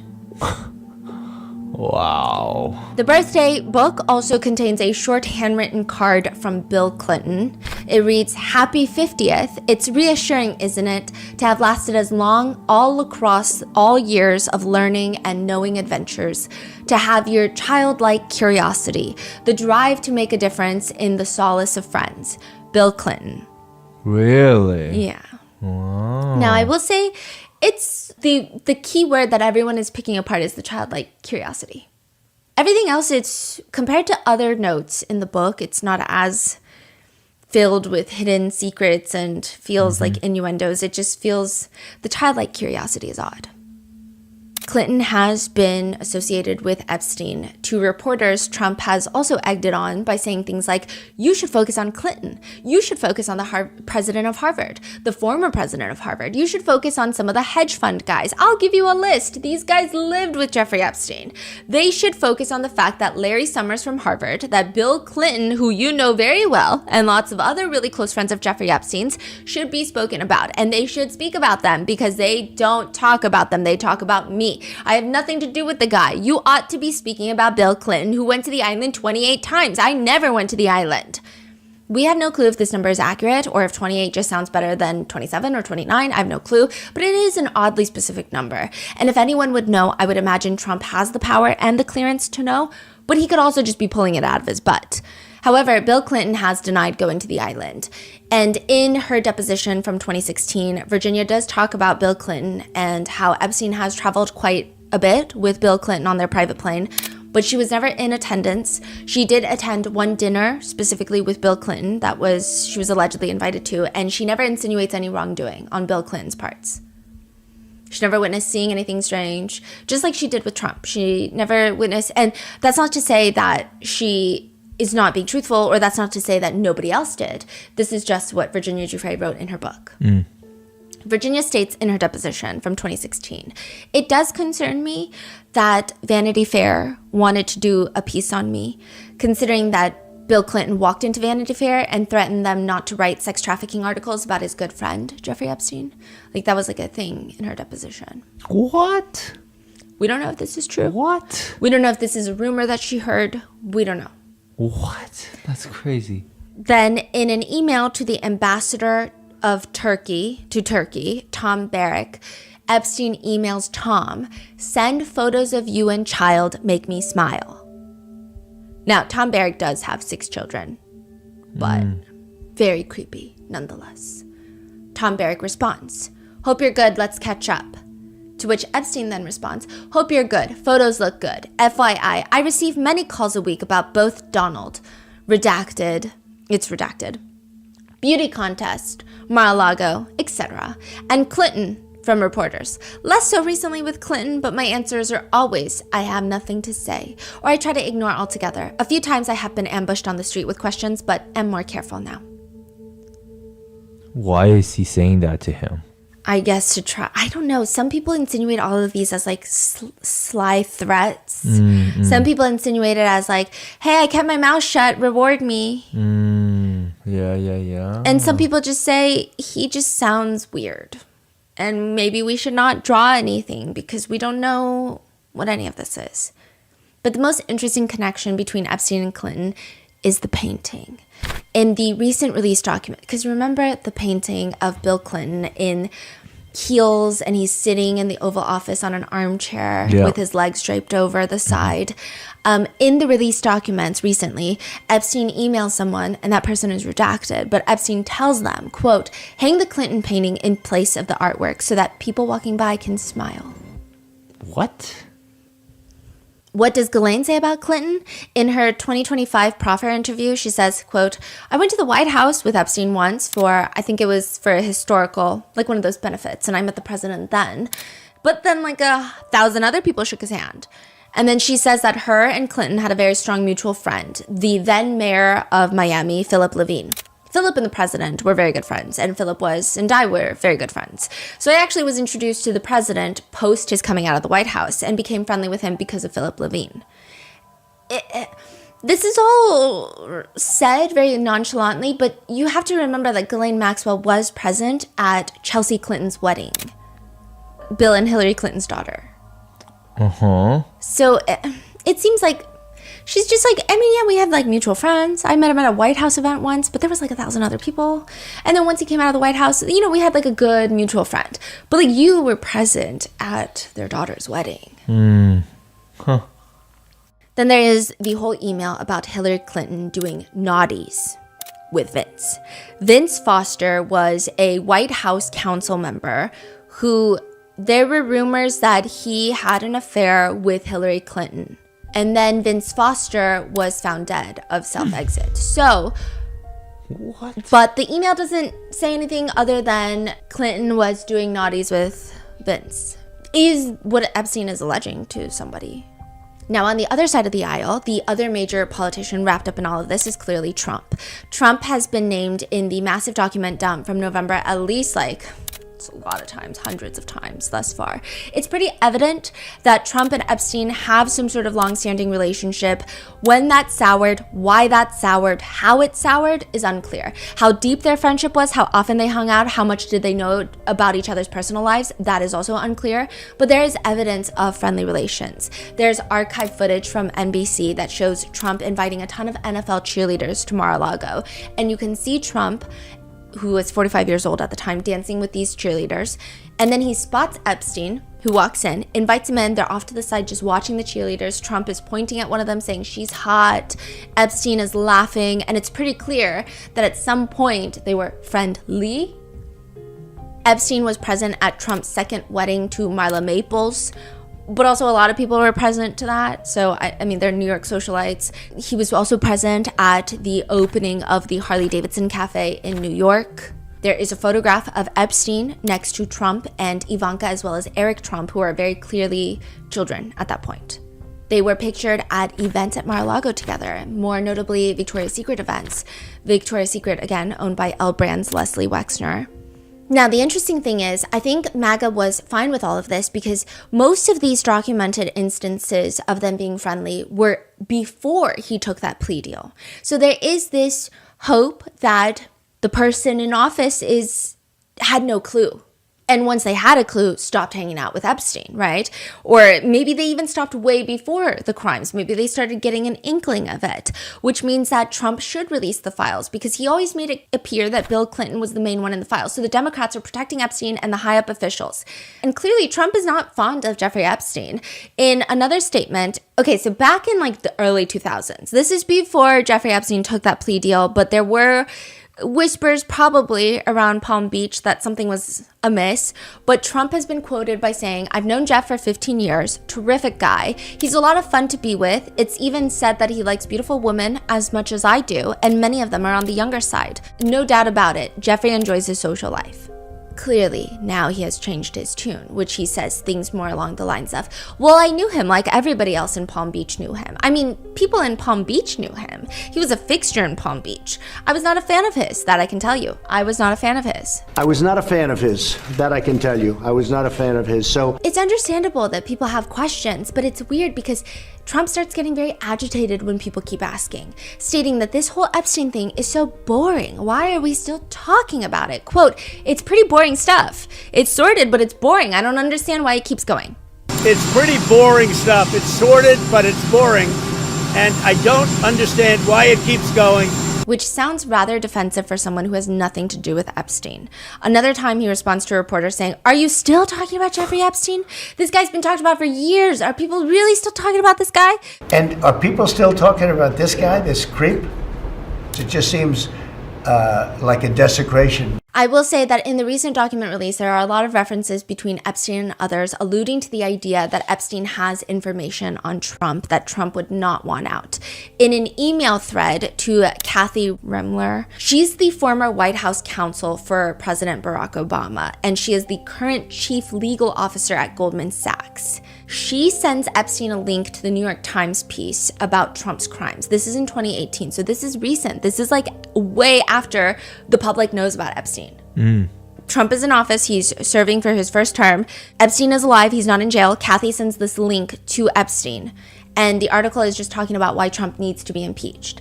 Epstein responds, "I think he makes the argument that it was his, Trump's money, making it not illegal," because it's about campaign funds and there was a whole debacle. Though he said he only found out afterwards, ? I will say Jeffrey Epstein is not very coherent in his emails, but he's just kind of like, oh yeah, this is what Trump's team are trying to say. And then he emails, "I'm sure his accountant has flipped anyway. I did talk in detail to Starr yesterday regarding indictments, how Trump can make a deal, special counsel, Clinton's trash can. Yes, Starr, give me more. Yuck." I don't know. Okay, it's just like... it's the ramblings of someone that is unhinged. Kathy responds more coherently. "It makes no difference whether it was his money. Issue is failure to disclose, plus fact that he has lied his ass off and about it makes clear that he knew it was illegal." Epstein writes back, "You see, I know how dirty Donald is. My guess is that non-lawyers, New York biz people have no idea what it means to have your fixer flip." Yeah. Then in another email thread, Kathy, again, former White House counsel, emails Epstein, "Trump is so gross." Epstein responds, "Worse in real life and up close." Which these are exchanged in 2017. So, I mean, Kathy would have known that Epstein is also gross. But what is new at this point? Everyone's a disappointment on both sides of the aisle. It really doesn't matter. And if you're concerned that perhaps she didn't know and did not vet Epstein before talking to him, I highly doubt it. But there is another email exchange between the two of them where Kathy says something along the lines of, "Most girls do not have to worry about this crap." So she's talking about how she has to worry about like all of these different things. Anyway, kind of pick me, but Epstein responds, "Girls, careful, I will renew an old habit." Oh my God. Then he goes on to list a bunch of names, random names that are probably not random at all. I think a good chunk of these people probably don't know what he's doing, or they might know what he's doing and they're not going to say anything, but they're not involved. Does it make it right? Probably not. But it's the fact that like he is a professional connector. He knows how to connect everybody. And that's why JP Morgan was in so much shit and they had to fork up hundreds of millions of dollars to Epstein victims because JP Morgan, the argument is that they should have known that all of Epstein's funds were suspicious because they were working with him even after his conviction in 2009. But Epstein was allegedly introducing them to people like Bill Gates and introducing them to very high profile clients. JP Morgan? Yes. And there was like one banker that he specifically worked with. I mean, I don't want to say banker, high up executive that he specifically worked with and was very close with, Jess Staley. He's also in the emails where they make a lot of Disney references. They make like Disney princess references, which some netizens think, what is that code for? We don't know. But there was it's just a lot of drama there too, because I think at one point they wanted him to they were trying to get Jamie Dimon out of JP Morgan and into the White House. So that Jess Staley could take over as chairman of JP Morgan. But that didn't end up working out. Jess Staley ends up I don't know if he resigned, but there was a lot of drama because of the Epstein thing. And then I don't know if he currently is, but he then moved on to be CEO of Barclays. Wow. Yeah, so very powerful people. Yeah. Now, this is very cryptic, but in another text thread that was released, an unidentified person, this is in 2018, so again, a year before Epstein's subsequent arrest and death, they text Epstein, "It will all blow over. They're really just trying to take down Trump and doing whatever they can to do that." Epstein responds, "Yes, thanks. It's wild because I am the one able to take him down." In another email thread, Epstein writes, "Prince Andrew and Trump today, too funny." So this is when Trump went to London and I guess met with Prince Andrew. And then another email, "Recall Prince Andrew accuser came out of Mar-a-Lago." So all of these emails leads people to wonder, is this Epstein just bluffing or does he really have something on Trump that can end him? And what would he possibly have on the president? So far, the emails, they keep alluding to information, but there's not really any information, at least in the emails. For example, Epstein was in a very close contact with another reporter, this one from the New York Times, Thomas Landon, and also not a great person apparently, but he is asking Epstein for information about Trump, and Epstein responds, "Read my airplane logs and Hawaiian Tropic contest. Have them ask my houseman about Donald almost walking through the door, leaving his nose print on the glass as young women were swimming in the pool, and he was so focused he walked straight into the door." Then another email, "Research how he paid for Mar-a-Lago. Matt was his bagman. Trump shuttle, Trump casino. Review SEC filing to see backdates of taking money." Also, Thomas Landon, in my opinion, is a fucking weasel. People make it seem like all of these reporters are messaging Epstein because they're going undercover to take Epstein down. But he's asking Epstein all these questions, almost treating him like an advisor. He would even ask him things like, if you knew Trump was going to win the election, how would you position your portfolio? Thomas Landon also asks Epstein if he wants to get connected with the guy who runs SoftBank. The Japanese billionaire, yeah. Yeah, and this is full-blown offer from Thomas Landon. It was not requested by Epstein. It's almost like, here you go, let me connect you to another powerful person. Why would you want to do that? Probably not for victims or for the greater good. But what do I know, right? He also asks Epstein for charitable donations. Regardless, the New York Times has since released a statement writing, Landon Thomas Jr. has not worked at the Times since early 2019 after editors discovered his failure to abide by our ethical standards. So as with everything that is involving Trump and Epstein, the story changes nonstop. Another aspect of that is the ever-evolving storyline of why Epstein and Trump are no longer friends. At first, the story was Epstein was behaving in an inappropriate manner towards a girl that worked at the club, so Trump defriended him. Then the story became that Trump and Epstein got into a fight over a real estate deal, so they had a falling out. Now, the more recent updated version, which is that Epstein poached a girl from Trump's Mar-a-Lago spa staff, which is unacceptable. We know this to now be Virginia Giuffre. But Trump states, Virginia Jeffrey? I don't know. I think she worked at the spa. He stole her. He stole people who work for me. I have a great spa, one of the best spas in the world at Mar-a-Lago, and people were taken out of the spa, hired by him. Yeah. I think she worked at the spa. I think so. I think that was one of the people. He stole her. And by the way, she had no complaints about us, as you know. then at another point, he explains again, people would come and complain. This guy is taking people from the spa. I didn't know that. And then when I heard about it, I told him, I said, listen, we don't want you taking our people, whether it was spa or not spa. I don't want him taking people. But interestingly, in an email from 2019, Epstein writes to a third party, Trump asked me to resign from Mar-a-Lago. Never a member ever. Of course he knew about the girls as he asked Ghislaine to stop. And this was when Epstein probably didn't know that A, he was going to be arrested, B, he was going to die, and that C, that his emails would be released by the House Oversight Committee. Now, there is a big deal being made about whether Virginia named Trump as an abuser or not, and clearly she did not. And she only had nice things to say about him, and that is very much her experience, and she's quite transparent and seems transparent in all of her statements, but that does not mean that Trump has not been accused by others. Maria Farmer is a survivor of Jeffrey Epstein's. She alleges that on one occasion, she was at Epstein's office. This was in the 90s. Trump gets there too. He starts eyeing her up and down and doesn't stop until Epstein comes and tells him she's not for you. She alleges that Trump would say, she looks young. I thought she was 16. Another woman alleges that Trump essayed her at an Epstein house party in 1994 when she was 13 years old. She did drop the case after she started receiving death threats. And 4 days after she drops her civil suit, Trump becomes president for the first time. Well, he gets elected, but he was president-elect. There is a picture from the birthday book that depicts Epstein and a few of his buddies holding up one of those giant checks, and it's made out to be $22,500. And it's paid to the order of Jeffrey Epstein, signed DJ Trump, Donald J. Trump. I will say it looks like some sort of competition or tournament, probably held at Mar-a-Lago, but the writing under the picture reads, Jeffrey showing early talents with money and women, sells fully depreciated, redacted, to Donald Trump for $22.5K. We're assuming the redacted is a victim's name. Fully depreciated? Yeah. That's crazy. The rest of the caption reads, showing early people skills too. Even though I handled the deal, I didn't get any of the money or the girl. And there are rumors that because of Epstein working very closely, and there being rumors that Epstein was trafficking, there are allegations that Epstein was trafficking women from Eastern Europe. Some people have come to the conspiracy theory that perhaps a very powerful woman was introduced through. I think that is so far a conspiracy. I couldn't find too much in any of the release documents.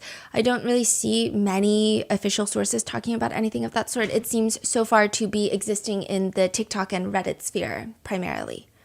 But to make matters more difficult for MAGA, Trump very, very curiously had recently said to reporters in the press room about Ghislaine, I just wish her well, frankly. I've met her numerous times over the years, especially since I lived in Palm Beach, and I guess they lived in Palm Beach, but I wish her well, whatever it is. Later, he doubles down because everyone's like, what do you mean you wish her well? And he says, she's now in jail. Yeah, I wish her well. I wish a lot of people well. Good luck. Let them prove somebody was guilty. Which is an odd thing to say for someone that is a convicted sex trafficker. But more on that later because, like I said, Todd Blanche is going to go interview Ghislaine Maxwell. It's a mess. And it's even made more confusing by the fact that sometimes in these emails, Epstein would defend Trump. So in 2016, Linda Stone emails him a rather lengthy rant about American politics. She's based in Germany, and she writes, of course, not everybody who voted for Trump is sexist or racist, but on some level, they didn't care if he is. He knew how to gather momentum with the discourse he chose, and even if he changes his tone, he has let loose a storm. I don't see Hillary Clinton as being at fault. I see the growth of nationalism all throughout the world, not just in the USA, and an underestimation of the fear that non-Hispanic whites have about the trajectory that they are on to become a minority in the US and other European countries. To which Epstein responds, Trump is neither sexist or racist. That is the point and in fact the truth. He says things to get elected and it worked, nothing more, talking heads, goofy. But also there is another email thread from 2018 where Epstein is talking to a foreign politician and he writes to the foreign politician, I think you might suggest to Putin that Lavrov can get insight on talking to me. Churkin used to, but he died. Lavrov is a huge Russian prominent, he's like a foreign minister of Russia. He's very prominent in the world of global politics. And he just replaced somebody who died. So Epstein is like, hey, can you reach out to Putin, Vladimir Putin, and tell him maybe Lavrov should talk to me to get information about Trump. on Russia and America relations. That is okay. Yeah. And he writes this about Trump. He understands Trump after our conversation. So he's like, the deceased, foreign politician that I was working with in Russia. He understood Trump because I talked to him about Trump. And I said, quote, "It's not complex. He must be seen to get something. It's that simple." That's what he says about Trump. He must be seen to get something? Mm-hmm. Oh, like Trump needs to win, get something. Yeah. But more alarming is that there is an email between Epstein and a man named Lawrence Krauss. It reads, "Is the South Pole getting colder and more ice?" This is Epstein. "Is it accurate to say that climate changes can only be measured over long periods, 20 years or more? I'm currently with the Trump people in Palm Beach, and when asked, I say I don't have any idea if this is global warming is a threat that can be reduced. Currently carbon-taking machines, I guess if that really is a concern." It's kind of rambly, but he says in 2016 he's with the Trump team in Palm Beach talking about climate change. Krauss responds to talk about global warming, but it's odd that he said that he was in Palm Beach with Trump people. There's another email where he insinuates that he's with the Trump crowd. So I don't know if that just means he's with very passionate MAGA individuals such as Steve Bannon, or whether that means he's with the Trumps, with the Trump's friends, with people that are not elected, but appointed into the White House, or if he's with Trump himself. I don't know. I'm assuming if he was with Trump himself, he would say with Trump, but I don't know. I don't know. Mm-hmm. And I think that the release of the files clarified a lot of things, but there's still so many questions, and we are approaching the deadline for the Epstein files. So I guess we'll just have to see where this goes. I mean, this might be the only issue that both parties agree on, to the point where a mile from the White House recently, there were these 2 bronze statues that were erected of Trump and Epstein frolicking together, dancing.